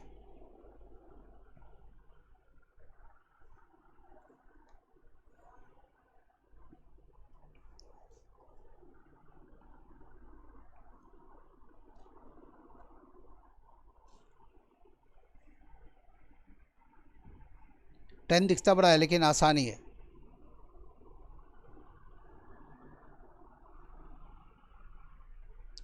जल्दी कीजिए, आपके जवाब का इंतज़ार कर रहे हैं।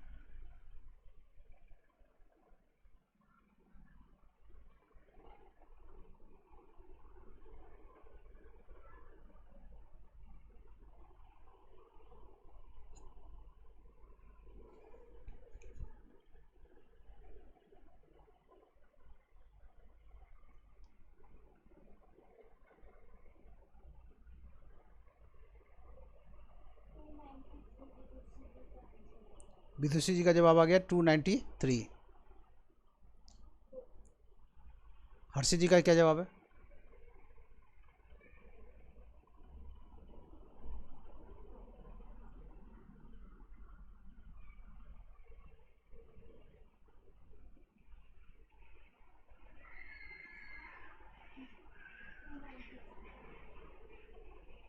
टू 93। शाबाश। तो 6 से लेकर 10 तक तो आप पूरा कर लिए। अब जो क्वेश्चन बनाना है आगे वो 11, 12, 13, 14 बाद में बनवाएंगे। क्वेश्चन नंबर 15 लगा दीजिए बच्चों के लिए। 11, 12, 13, 14 बाद में बनाएंगे, 15 नंबर बना के दिखाइए। 11, 12, 13, 14 अलग टाइप का है, थोड़ा आएंगे उसमें, लेकिन उससे पहले आप बनाइए क्वेश्चन नंबर 14 दिखाइए। 14 कैसा प्रश्न है?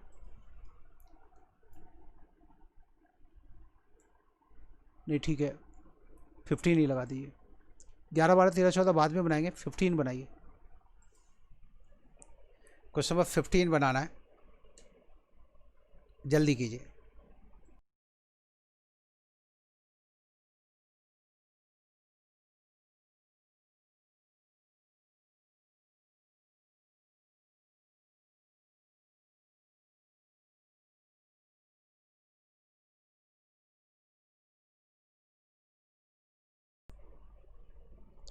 ये जो डायरेक्शन वाला पेपर है ये आपको टेलीग्राम पर भेज रहे हैं अभी, ताकि आपको क्वेश्चन देखने में सुविधा हो।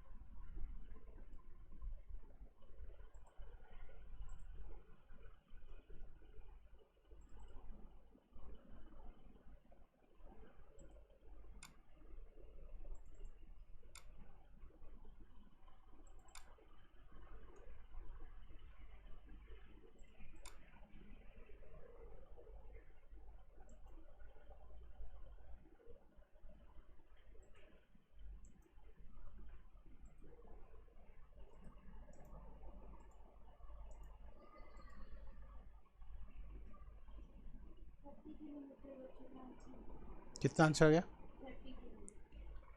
हाँ सही जवाब है।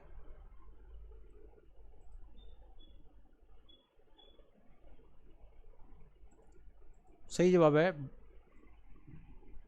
देखते हैं अभी सभी का जो दोनों बच्चों का जवाब आ गया, फिर तो ठीक है।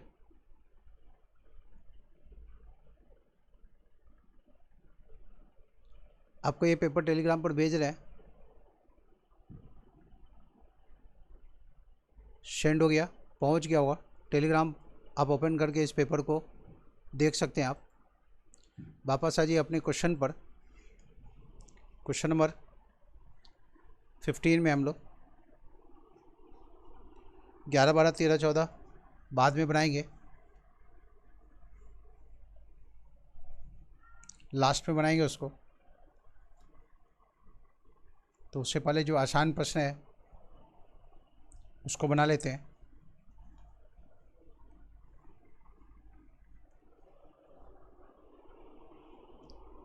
क्वेश्चन नंबर 15,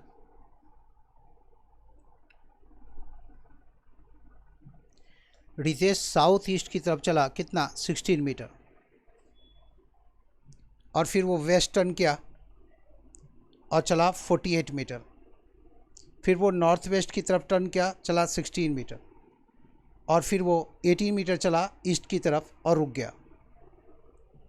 प्रश्न है स्टार्टिंग पॉइंट से वो कितनी दूरी पर है, यही बताना है। डिस्टेंस बेस्ड प्रश्न है। क्वेश्चन नंबर 15 में हम लोग देखिए, आप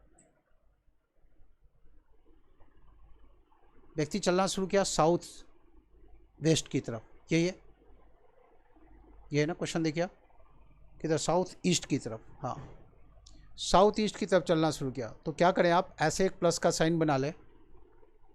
ये दिशा है, ये साउथ है और ये ईस्ट है, तो साउथ ईस्ट मतलब ऐसे चलना शुरू किया। ये ना, ये साउथ है, ये ईस्ट है, तो ऐसे चलना शुरू किया। कितना चला, 16 मीटर।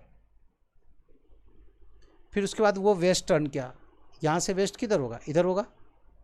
वेस्ट टर्न किया ऐसे और चला कितना, 48 मीटर। यहाँ पहुँचने के बाद फिर ये व्यक्ति किधर गया, नॉर्थ वेस्ट की तरफ गया। नॉर्थ वेस्ट किधर होगा, ये नॉर्थ वाला लाइन हो गया, प्लस का साइन फिर यहाँ एक बार बनाए, और ये वेस्ट वाला लाइन है, तो नॉर्थ वेस्ट हो गया। ये कितना चला, 16 मीटर चला।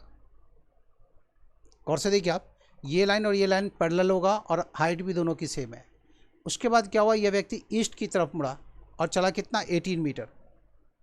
ईस्ट की तरफ मुड़ा और चला कितना, 18 मीटर। ये ईस्ट की तरफ चला, 18 मीटर चला। इस पॉइंट पर आके रुक गया। बताना है इस पॉइंट और इस पॉइंट के बीच का डिस्टेंस कितना है। जब आप देख रहे हैं ये पूरा लाइन, मान लीजिए इसको पॉइंट ए का लें, इसको पॉइंट बी का नाम दे दें, इसको सी नाम दे दें, इसको डी नाम दे दें और इसको ई नाम दे दें, और इतना हो गया। तो देखिए आप, जो डिस्टेंस ए से बी का है वही डिस्टेंस होगा ना सी से डी का। तो जब ए से बी 48 मीटर है तो सी से डी भी 48 मीटर होगा। उसमें वो इतना चल चुका है 18 मीटर, तो ये कितना होगा, तो आप कहेंगे 48 में से 18 घटा दें, यही ना, 48 में से 18 घटा दें, कितना, तो जवाब है 30 मीटर।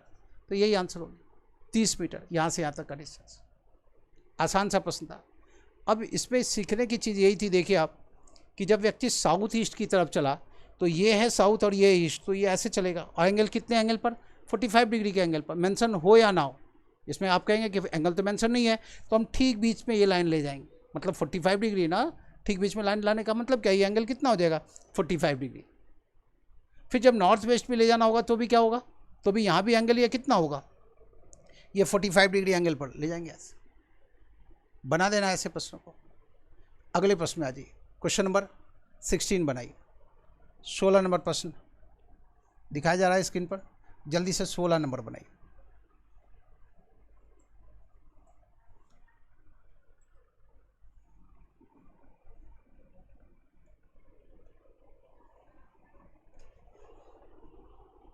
क्वेश्चन नंबर 16 बनाना है।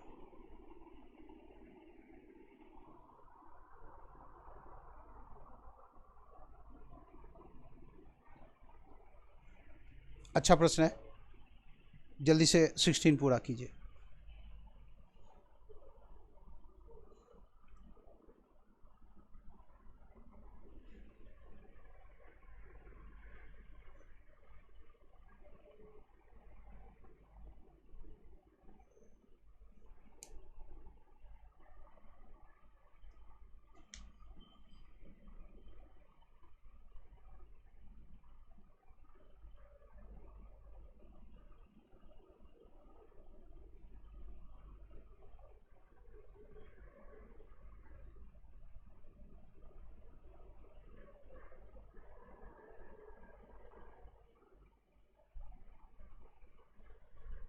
बच्चों का जवाब आ गया 16 का।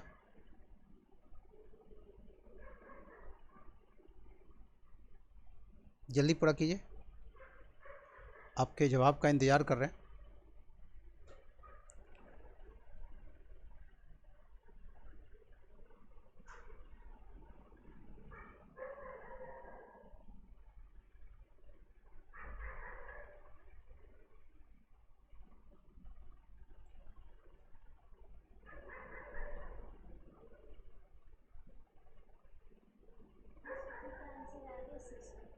कितना? हाँ ठीक है। कौन सा? फोर्थ ऑप्शन आंसर आ रहा है।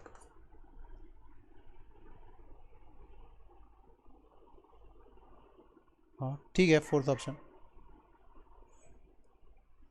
सही जवाब है। देखिए आप, क्वेश्चन नंबर 16, मुरली चलना शुरू किया साउथ की तरफ पॉइंट ए से, 30 मीटर चला, पहुंचा पॉइंट बी पर। यहाँ से लेफ्ट टर्न करके वो चला 30 मीटर, पहुंचा पॉइंट सी पर। पॉइंट सी पर वो 45 डिग्री एंटी क्लॉकवाइज टर्न किया और चला 30√2 मीटर और पहुंचा पॉइंट डी पर। बताना है what is the shortest distance between the points A and D. A और डी के बीच का शॉर्टेस्ट डिस्टेंस बताना है। 16 है, देखिए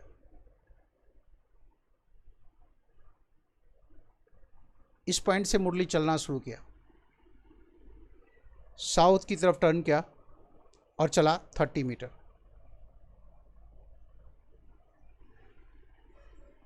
यह पॉइंट ए और यह है पॉइंट बी।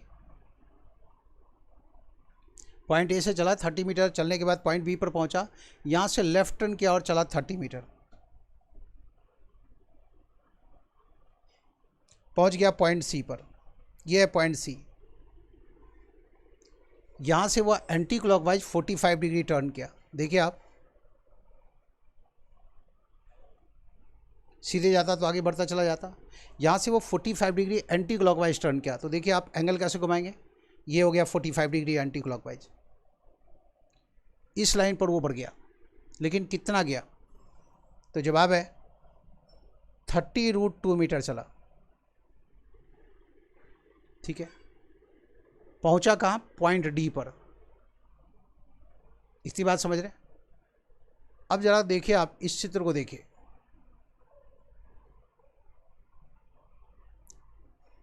इस लाइन को यहां से इरेज कर रहे हैं। क्यों इरेज कर रहे हैं उसका कारण देखिए।